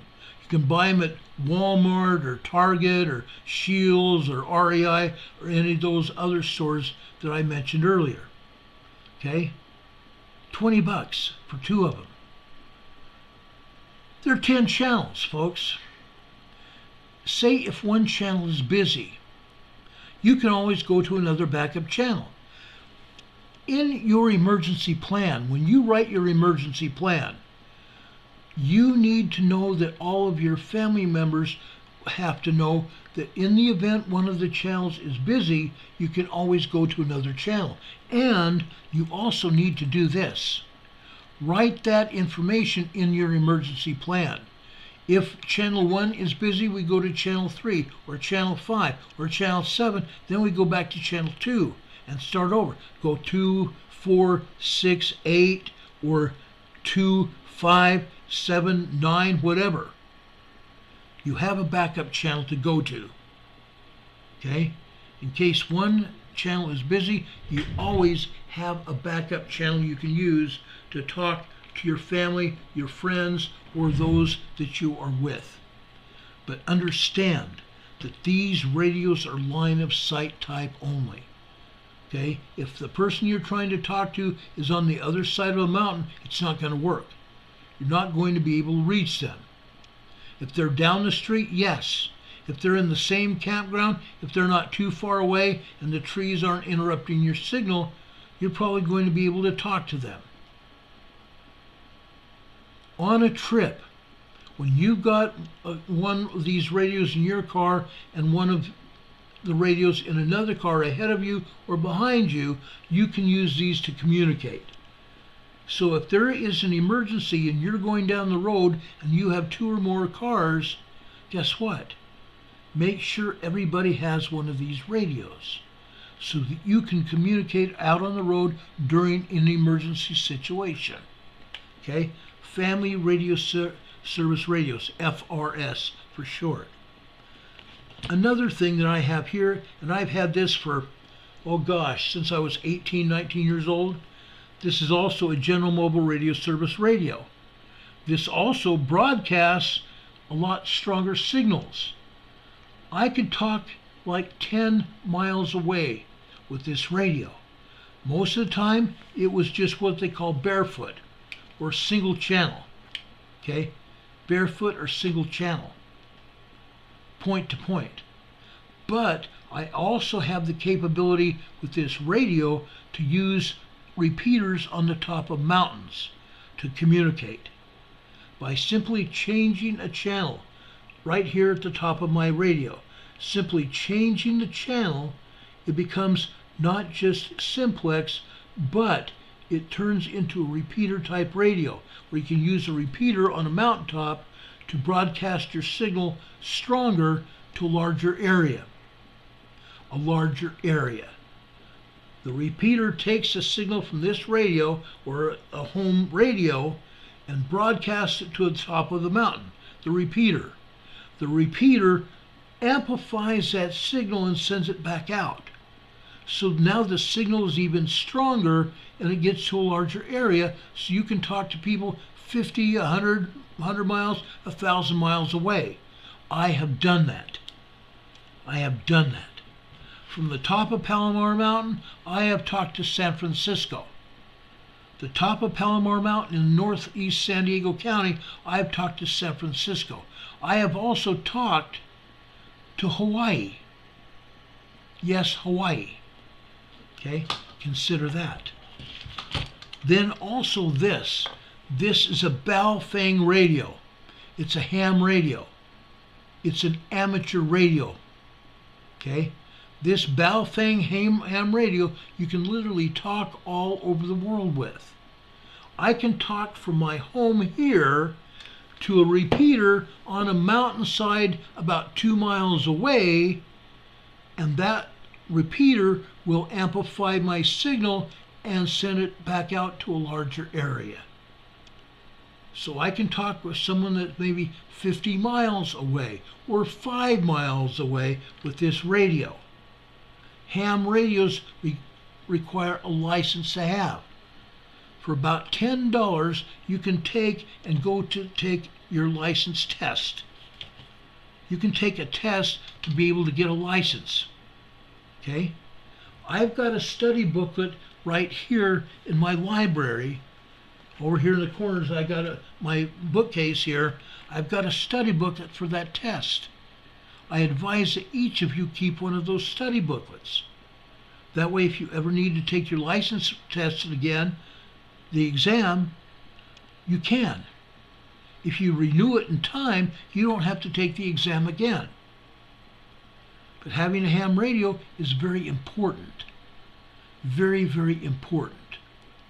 So we're talking chem lights, flashlights, and other kinds of lights, headlamps. We're talking about communication devices inside your bug out bag or your supply kit. Okay? Important. Now, you don't need to get your ham radio license just yet, but you should have a few means of sending and receiving communications. Sending and receiving communications including these. Keeping in touch with members of your group or family and also the outside world is essential to receive actionable news updates in a timely fashion. Like I said, that hand-cranked AM/FM weather radio is awesome. Okay? On the side of that emergency radio, it also has a flashlight. I didn't show you that. It has a flashlight. Many of these emergency radios have built-in lights, and even phone chargers. And yes, this also has a built-in phone charger on the back of it, a USB port. It's vital to have these radios to receive updates from authorities. Now, your cell phones. Your cell phones, ladies and gentlemen. Having a spare cell phone is a good idea. Many people can't afford that.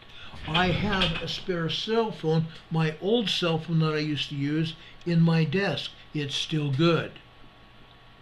Having a spare cell phone might be good for you. But remember this, during an emergency, your cell tower might still be operational for 12 to 72 hours. It has a backup battery most of the time. But once that cell tower goes out, these are nothing more than a radio. These cell phones are nothing more than a radio, guys. You need to understand that. Nothing more than a radio. Once the cell towers go down, you're not going to be able to get or receive or transmit phone calls at all. If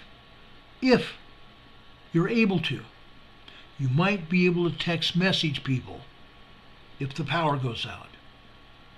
You might be able to text message people still if the power goes out. We've been able to do that too. And police and emergency services are still now able to receive text messaging in the event of emergency. Don't use it unless it's an emergency though. Okay? Don't use text messaging unless it's an absolute emergency. But you can do that. In an emergency, stay off your text messaging. Stay off your telephone unless it's absolutely necessary. Why? Because emergency services, police, fire department, and ambulance services need to be able to use these to communicate and get emergency messages across to each other and to you. If you're occupying bandwidth in your area, they're not going to be able to help you or anybody else. Stay off your cell phones unless it's an absolute emergency. Okay, stay off of them. Okay, now having a spare cell phone, we talked about. Having extra cell phone batteries is a good idea. However, most of us can't. The batteries in this cell phone you can't even get to anymore. You can't get to. So once the cell phone battery's gone, you got to buy another cell phone. It used to be you could have another or buy a spare battery. You can't do that anymore. Okay? Walkie-talkies. Again, these walkie-talkies are good only for close range communication, meaning maybe a mile or two. Close range communications. CB radios, I have one in the car. I've got a 40 channel CB radio in the car, and guess what? You don't have to have a license, and it works. I talk to truckers all the time. I talk to many other people all the time with a CB radio. Okay? Now, 7, tools. We talked about tools a little bit ago. You just can't call yourself a preparedness person without a good stash of survival tools. You don't have to be a Mr. or Mrs. HGTV or the second coming of Tim Taylor, the tool man, but you should have a goodly assortment of tools for taking care of all kinds of repairs in your home or your car, and improvised construction or digging yourselves and your neighbors out of rubble. Manual tools are the way to go here. Power tools gobble up too much power, and during an emergency you might not have that power. See to it that you get a big framing hammer and a handsaw, a hacksaw, an axe, a handsaw and an axe. Okay? A hacksaw as well. A survival tool, meaning a shovel or a pry bar. A shovel and a pry bar. A utility knife. utility knife. Okay? I've got many types of utility knives. Right here, I have this that I carry around with me. It's a small pocket knife. It's a small pocket knife right here. One side I can use to open a bottle or a can. This little tool right here gives me the opportunity to open a bottle or a can. Okay? It's a great thing. And this blade is razor sharp. You have to be very careful. I do have utility tools here as well. I don't think I transferred them out of here. I think I still have them right here. One of my drawers here.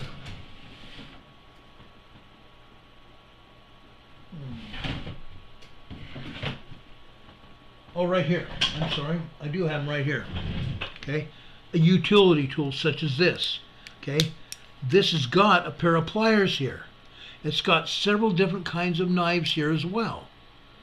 Okay? It's also got screwdrivers here as well. What a deal. What a deal. I can do a lot of things here, right? Oh yeah. Oh yeah. And besides having a very, very sharp knife here, right here, a very, very sharp knife here, I also have two other knives right here. I've got this pair of pliers that I can do a lot with. Okay? This is very nice to have. Very, very nice to have. And you don't have to spend an arm and a leg on it either. $5 or $10, you can get a good utility knife. A small mechanic's kit with sockets and ratchets. Sockets and ratchets. I have those as well. Duct tape. Get yourself some duct tape, folks. Duct tape right here. Duct tape. Duct tape is awesome. How about paracord? Paracord. I've got some outside with my camping gear. I've got 3 packages of paracord right here in my supply kit. Why? It's paracord. It's parachute cord. It's a very strong rope. You can do a lot of things with paracord. A lot of things. Okay? You need to have something like WD-40. WD-40. Spray lubricant. It's great. It can be used for all sorts of different things. Matches. I've got a large supply of matches here. I've also got one of those fireplace match lights. Okay? It's a butane light. Butane flame. I push the button forward and I pull the trigger and I've got a really nice flame right now. You can light candles with it, you can light fireplaces with it, you can light fires with it. Okay? It's great. So lighters are very important. I even have a cigarette lighter, one of those clicking lighters or a Bic lighter. Those are great. Vice grips. I've got 2 sets of vice grips, a large one and a small one. Screwdrivers. I've got tons of screwdrivers. I've got nails of assorted sizes here. That's important. I've got screws in assorted sizes of screws as well. Okay? Think about it. I've talked about knives here. Okay? I've got 3 different kinds of knives here. Okay? You need that. You need it. Most people that call themselves preparedness people don't have a fixed blade survival knife. I've got 2 fixed blade survival knives. One here in my bedroom and one out in my fishing gear in my closet here. A smaller but still high quality survival knife such as a Mora knife. Morakniv. Mora knife companion. Some people call it their weapon of choice. A folding pocket knife for smaller tasks. A folding pocket knife. Okay? A Swiss Army knife. And keep these all in mind. Not all of these will be available all the time, but you can find them. Now, things that you hold in your hand that can go boom in the night. And I think most of you know what I'm talking about. Nugs. Do not put this in chat. Don't put that NUG word in chat, please. Okay? You can use the word nug, yes. Don't turn the other way around. Whether you have a great big long one or a handheld nug, make sure you have the seeds that go with it. Make sure you have the seeds to go with it. Okay? I talked about knives. Okay? Make sure you have an all-purpose knife. Now, some people talk about clubs. A trusty ball bat or length of sturdy pipe works well, such as a crowbar. Okay? I'm a retired cop. I still have my expandable nightstick with me. It's up in my closet right now. Axes. I have an axe and I've got a hatchet in my survival gear. Axes and hatchets are very important. Very important. Pepper spray. One of the best and only the most effective ranged and non-lethal weapons, invaluable. Pepper spray. It can also be lethal. Do not just spray it in somebody's face and keep spraying it in their face until it's empty. If you do that, you'll cause the person to get chemical-induced pneumonia and they die and you'll go to jail. I promise you. I've told this story on this other channel that I had where 2 security guards got into it. 2 security guards that were working for 2 separate owners of a hotel in La Jolla, California. They thought they were going to be cool. The 2 owners were having an ownership problem. One wanted to own the whole hotel, and the other one was happy with only owning a share of it. The 2 of them got in a pissing contest, and they decided to hire 2 different security companies to protect their interest. One owner had the first floor of the hotel occupied by his security people and guests. The other owner took over the second floor with his security people, and they had a battle. They fought. One security guard put pepper spray in another guard's face, causing chemical-induced pneumonia, and that guard died. The other guard went to jail. Use pepper spray, but use it sparingly. You only have to use 1 small blast to incapacitate someone for 40 minutes. 1 small blast, like boop, and you'll incapacitate that person for 40 minutes, letting you make a getaway. But if you spray him, make sure that he can get medical attention. First responders have to, if they pepper spray somebody, they have to get that person medical attention because that person could die. Okay? Make sure of that. Now, something else. Medical. We talked about medical in the beginning. You should be prepared with medical supplies. I have a full-blown EMT medical kit because I used to be an EMT police officer. My EMT gear is still here. I still have it, and I'll use it if necessary. I'll use it to try to save my life or someone else's life, whether it be my family or someone else. Have your own medical gear with you. I'm talking about a bandana. I'm talking about using old sheets as bandages. I'm talking about bandages themselves, different kinds and sizes of bandages. Now, you can use a triangle bandage as much more than just a tourniquet. You can use a triangle bandage by putting somebody's arm inside it and tying the two ends of it in back of your neck. Holding that arm or hand in place against your body with that triangle bandage will prevent further injury until you or the person that's injured can get to the hospital or medical attention to get that sprain or that broken arm fixed. Okay? Different kinds of bandages for different reasons. Yes, a triangle bandage could be used as a tourniquet. It can be, but you have to learn how to apply a tourniquet to save somebody's life, or they might lose a limb if they're not.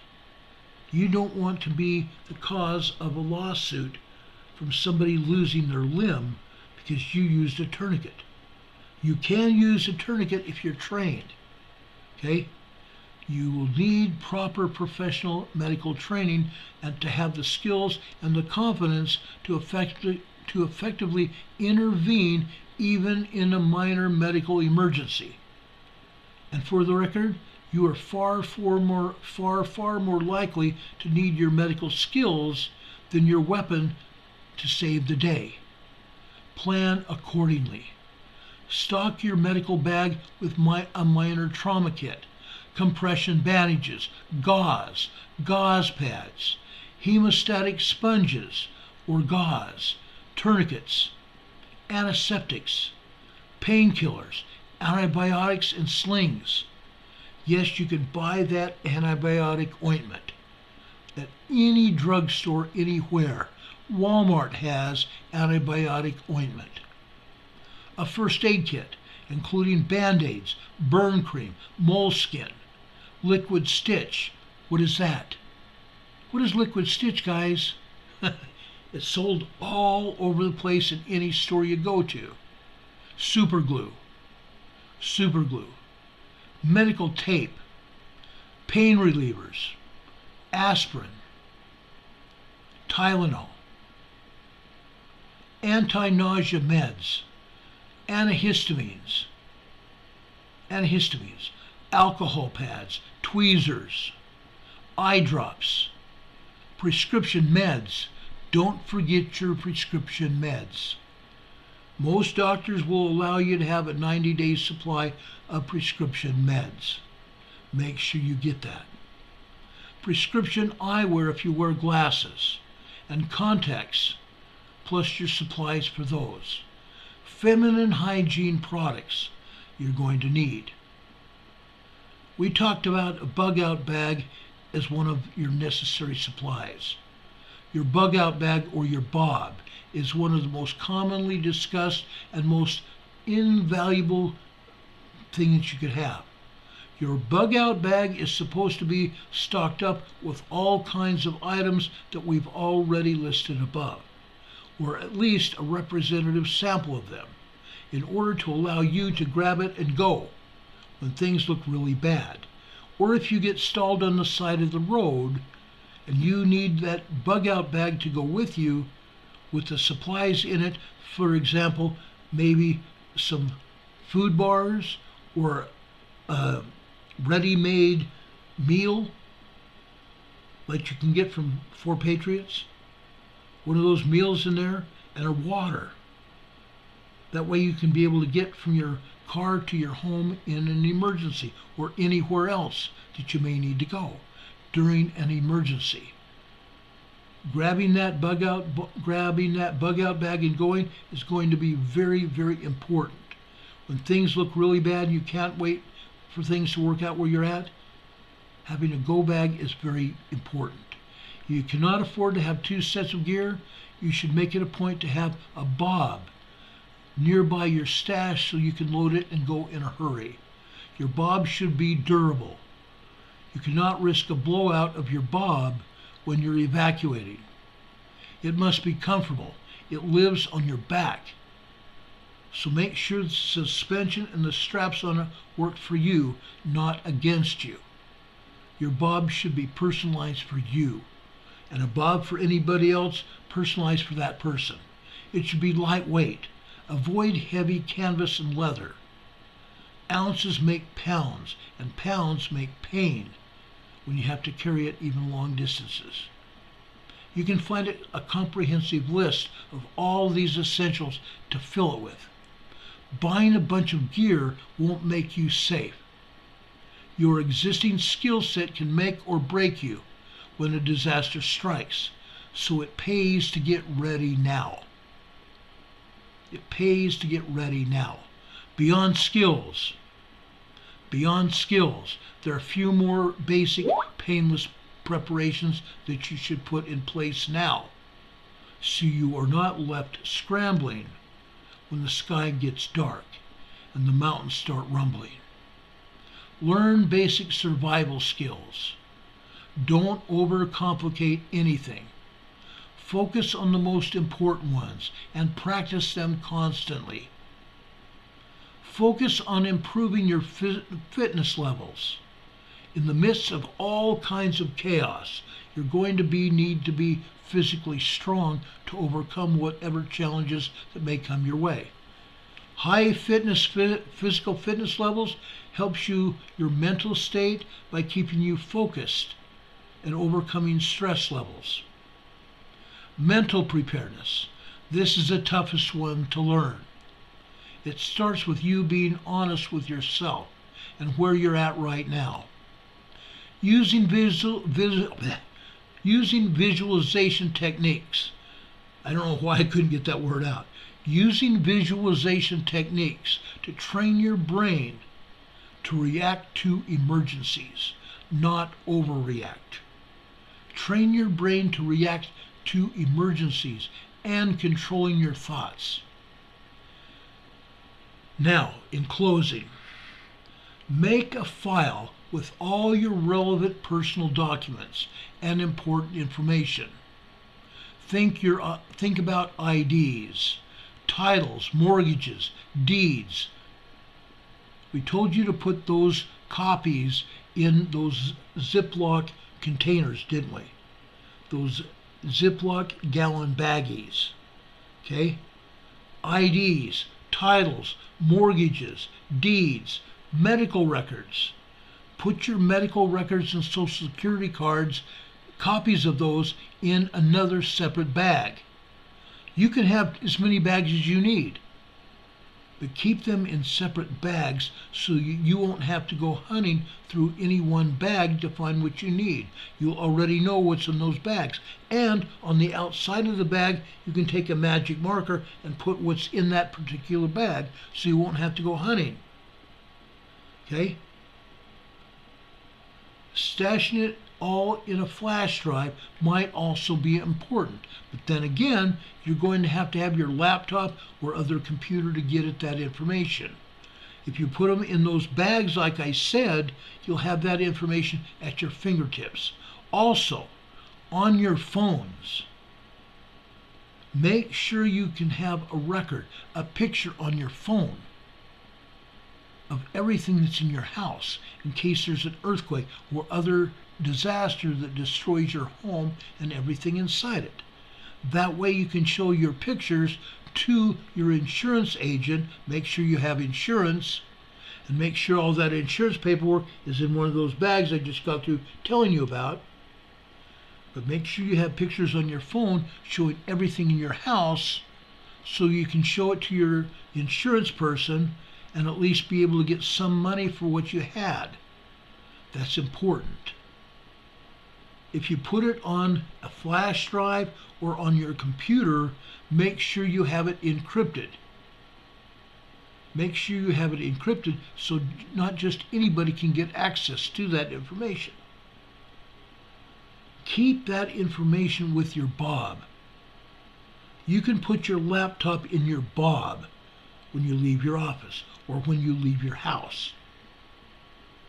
You can slip that laptop in your bob and carry it with you.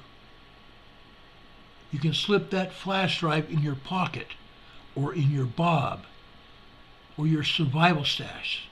So you're going to have that information and have it accessible when you need it. Make sure it does not fall into the wrong hands. Now, of course, this is only the beginning of your preparedness levels. This is only the beginning. Everyone else has their own needs and concerns. Everybody does. Some people have to work around disabilities or elderly family members. Some people may have small children. Some people are alone or have greatly limited budgets.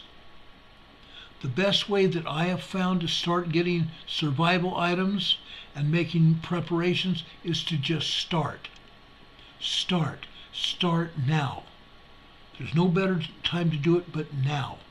There's always something you can do, even if it is practicing a skill, reviewing a map of your best escape routes. We told you to mark up a map of routes of escape in case you have to bug out. You can't stay in your home. Mark up your map and put that in one of your gallon bags and label it maps. That way it keeps that map dry and you always have access to those maps. And you can always add one lousy can of peaches to your stash. One lousy can of peaches or whatever it is to your stash. Should you cheap out on things? I wouldn't. Those things might save your life. They might save your life one day. You can't afford them not to work when you need them the most, whether it be food or equipment. That being said, many good quality items can be had for very modest prices. Some people will give you those. You'll find them at a garage sale, a flea market. You'll get them for almost nothing. With so many online reviews, blogs, and videos on the web today, you can easily get a sense of ones that give you the most bang for your buck. And if you're patient enough to wait for discounts, you're likely to get some pretty sweet deals. So, are you ready to start putting together your survival packing list? I would. Go through this video, take notes, write things down tonight. Don't let it go another day. It might be too late. My own father was military. My grandfather was a railroad blacksmith. Both of them, in fact, both my grandfathers worked for the railroad. My father's father worked for the blacksmith for the railroad. My mother's father worked as a railroad engineer for Atchison, Topeka, Santa Fe in San Diego before it turned into oh gosh, now I can't remember that other railroad at the bottom out. Anyway, they were both railroad people. They served their country well. Both grandfathers were also in the military prior to doing their service with the railroads. Okay? Now, let me tell you this. I don't like taking orders.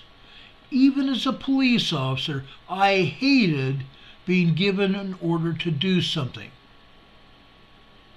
I like being able to take matters into my own hands. So I'm not just preparing. I'm going to a frickin' war.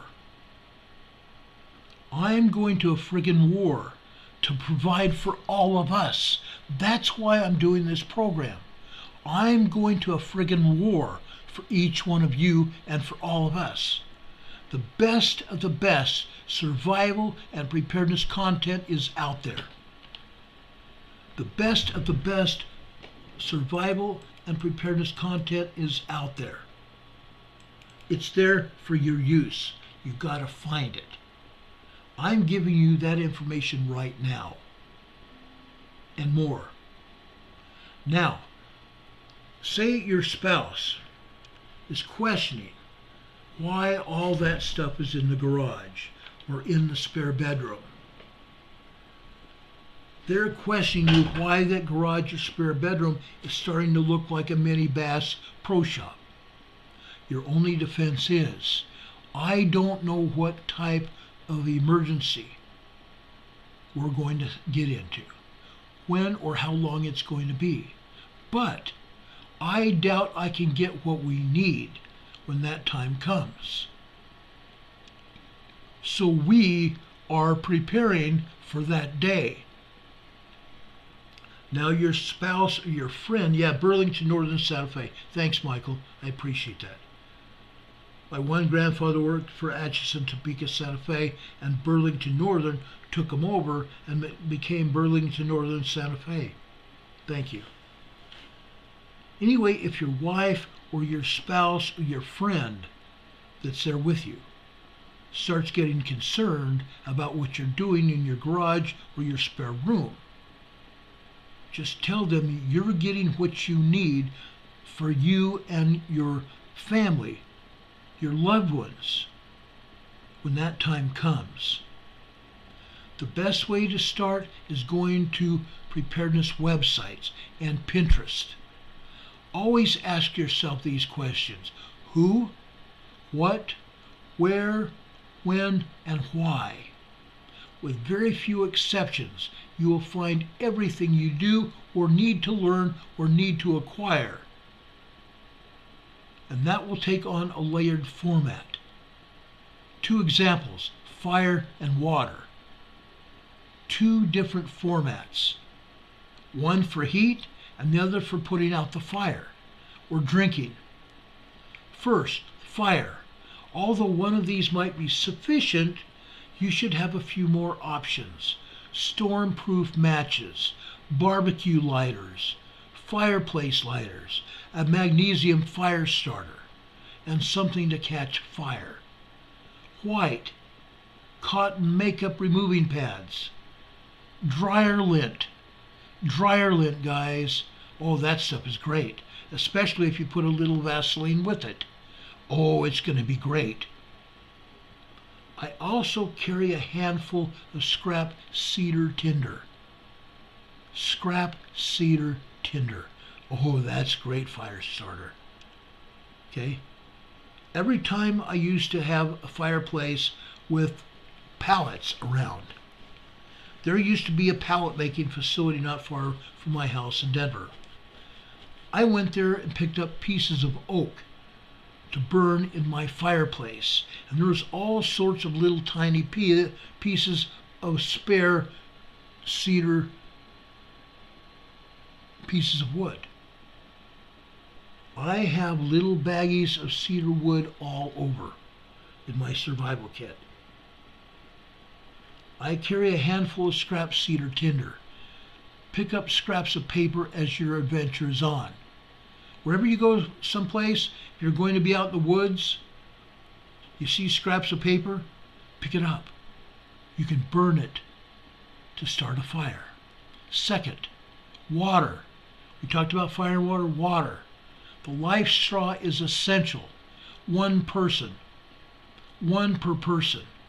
1. Why? What if you get separated and there's only 1 straw? Somebody's going to go without. As good as a straw is, you also need a way to collect, purify, and carry the water. Why? Unless you have a plan, or you plan on hiking along streams and rivers, you may have to go some distance between water sources. My preparedness items include the essentials. I have a mini fridge. I picked up a long time ago, years ago. Remember the old church key? Yes, a little church key on this knife right here. A church key right here, okay? Church keys are great. Church keys are great. I love chips and salsa. I'm a Mexican food addict. Chips and salsa. They're energy food, guys. They're energy food. Now, I also like root beer. I also like Diet Dr. Pepper. I can't have root beer anymore unless it's diet. But I carry water. I carry a lot of water. I have 5 or 6 cases of water here in my house. Water is essential. How about a folding lawn chair? I've got quite a few of those. I always have 2 chairs in my car at all times. How about a mini table with a cup holder? The most important thing of all is toilet paper. Toilet paper. Now, I'm going to tell you a quick little story, okay, about toilet paper. Some of you know who Bill Engvall is. Bill Engvall is a comedian. Bill Engvall did not have a bunch of camping equipment, and he and his wife wanted to take their children camping, but they didn't have any camping equipment.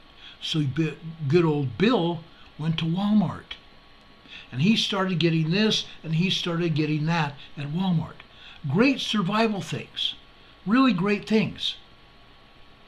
Some of those things we talked about tonight. But excuse me, sorry about that, toilet paper. You can't go without toilet paper, okay? But Bill found some toilet paper at Walmart called fast-acting toilet paper. What does that mean? That means it dissolves very fast. Excuse me, sorry about that. The toilet paper dissolves very fast. Well, he didn't want to get caught without having enough toilet paper to do the job. When he found that fast dissolving toilet paper, he was worried that he would not have enough fast dissolving toilet paper to do the job quick enough. And he didn't want to have to wear that stuff on his hands that should have gone into toilet paper. Okay? But he bought the fast dissolving stuff. Wonderful thing. Okay? Get the toilet paper that will do the job. Don't be like Bill Engvall and get the fast dissolving stuff. It might be fast dissolving too fast. Okay? It might dissolve too fast. Okay? Don Patoka says, church key question. I know nothing. I agree. I agree. Anyway, something else here. We talked about pepper spray earlier. One person suggested hornet spray. One person the other day suggested hornet spray or bear spray. Please, folks, please do not use hornet spray. Please don't use bear spray as a defense tool. Like that instance that I gave you between 2 security guards, if you use hornet spray to stop somebody, guess what? If they get injured, you're going to jail. In this litigious society, you're going to go to jail, and you're going to go to jail very quickly and for a very long time. Don't use hornet spray. Don't use bear spray. Use pepper spray. Okay? Only as a defense tool. It is a good defense tool if you know how to use it and when to use it. As I've been teaching classes on defense, when I've asked somebody to get CS or CN pepper spray, I've told them to go out to their yard. In an area of their yard they're not going to plant flowers or vegetables in. Go out that corner of property into the dirt. Put a tiny bit of pepper spray on your finger. Just squirt just a second, just like that. Boom. Put a tiny bit of pepper spray on your finger, then put it under your eye. If it starts hurting and your eye starts watering, then your pepper spray is still effective. Yes, pepper spray has a shelf life. So you can test your pepper spray for a second. It doesn't take long, just a fraction of a second. Tap it, and then put that finger under your eye. Don't put it in your eye, put it under your eye. If your eye starts burning and it starts watering, that pepper spray is really good stuff. If it's not, you need to take that to a police station and turn it in and tell them it's not effective and you're going out to buy another container. Okay, that's what you need to do. Only in absolute self-defense cases will you use that pepper spray. And quite honestly, I would not carry that in your purse. I would not carry it in your pocket. Why? What if something in your purse presses on the button? All of a sudden, everything in your purse is contaminated. You go reaching for something that's in your purse, you're going to get pepper spray on it, and it's going to go on your face, on your hands, in your eyes, in your mouth, on the rest of your body, or on somebody else. Don't do that. If you're going to have pepper spray, put it in a plastic bag before you put it in your purse. Never just put pepper spray in your pocket. Most of the time, if you buy pepper spray, it can have a clip that you can clip to your belt or clip to the inside of your purse. Don't just put it in the bottom of your purse and expect it to work, because it'll work inside your purse and you're going to be wishing you never put it there. Okay? Think about it. Think about it, guys. I'm trying to help you here. Also, guess what? If you use it correctly, you're going to be able to have a better defense in court than if you didn't know how to use it and you used it and you go to jail. Okay? I'm just saying. Now, we talked about power. I have 2 portable solar panels here in my closet, and inverters and batteries to power the batteries here. Portable solar panels with batteries. You need to have those.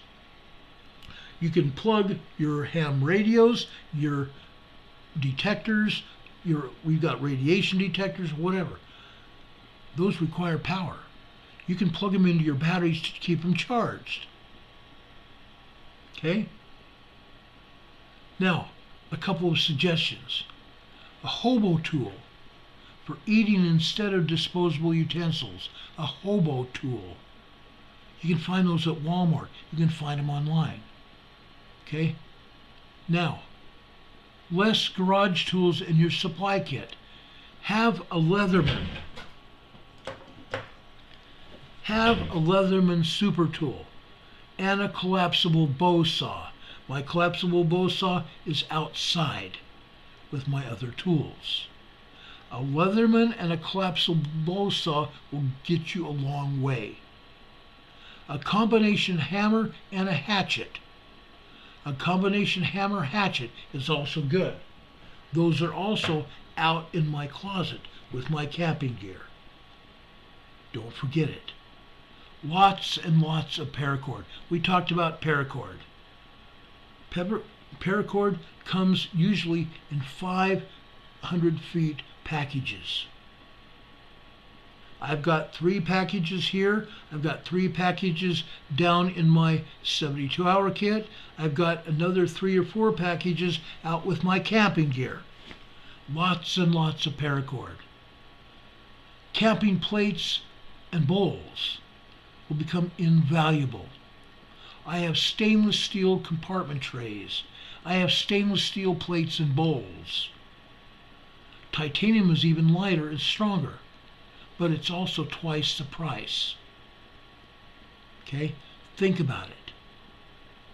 Now, inspect your bug out bag. Inspect your 72-hour kit bag. Make sure they're always ready to go, that they're not worn out, that they're not going to fall apart. Okay? Inspect your bug out bag and your 72-hour kit. Both of mine are backpacks. Okay? Now, you can go to Walmart or wherever to buy your bug out backpacks. They're called everyday carry bags. Okay? Think about it. How about a machete and a log? Machetes are nice. I don't want to carry them. I've got a good knife. Okay? Think about it. Think about the mandatory preparedness items you have to have. I've discussed all those tonight and then some. Okay? I've talked about it. Okay? Think about this. How about a 41 survival item thing that you should have? 41 different survival items that you should have, that you could hoard today. Most of your survival items cannot be replicated by self-sufficient means. You also need to have a best place to store them, so they will last a lifetime, or at least until you have to use them. Okay? At least until the time you have to use them. Now, folks, I've spent a great deal of time talking about preparedness tonight.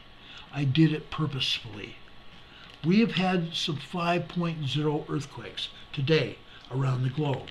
We've had 3 of those 5.0 earthquakes in South America. One in Chile, one in Peru, actually one in Chile, one in Peru, and we've had 2 others in Colombia today. We've had several others around the globe. Turkey and Syria have not stopped shaking. There's over 150 earthquakes there today. They're still shaking. 5.0, 4.5s, 4.6s and such. They're shaking like wildfire. California is shaking. 2.5s, 2.4s, 3.5s, 3.6s, all over California. They've also got minor tremors as well. Think about it, guys. Canada, the west coast of Canada has also had their share. Alaska has had their share. Be advised. We talked about old Ililama volcano last time. It's still shaking. Old Ililama volcano could erupt, as well as that volcano west of Adak Island out in the Aleutian Island chain. Those volcanoes are getting ready, guys. They have a ton of earthquakes around them. Be advised, they could erupt. A lot of places could erupt. Some yo-yo today went and said that in a YouTube video that Yellowstone was going to erupt. But guess what? During his video, he never said anything about Yellowstone. Yellowstone is not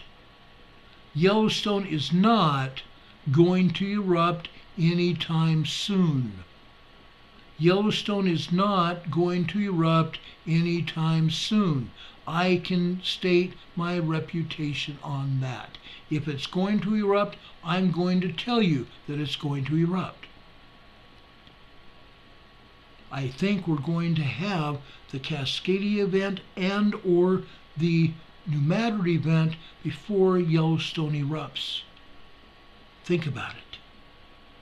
Now, in closing, I want to take you over to the scriptures. It's my favorite place to be, actually. Okay? It's my favorite place. It should be yours as well. I want to share a couple scriptures with you tonight. What I want to do is go over to Matthew chapter 13, verse 41. The Son of Man shall send forth his angels, and they shall gather out of his kingdom all things that offend, and them which do iniquity. Let me repeat that. The Son of Man shall send forth his angels, and they shall gather out of his kingdom all things that offend, and them which do iniquity. Verse 43. Then shall the righteous shine forth as the sun in the kingdom of their Father. The next phrase is very, very important. Who hath ears to hear, let him hear. Who that hath ears, let him hear. Okay? That's a mouthful. Guys, it's been a long night already, and I'm sorry it's so late. But I wanted to get this information out to you. I felt it was of utmost importance with everything that's going on in our world. Now, with that said, if anything else happens between now and Sunday when we go on the air for Sunday school, I will be back on the air to tell you about it as soon as the information becomes available. I've always done that. I have always been available to all of you. With that said,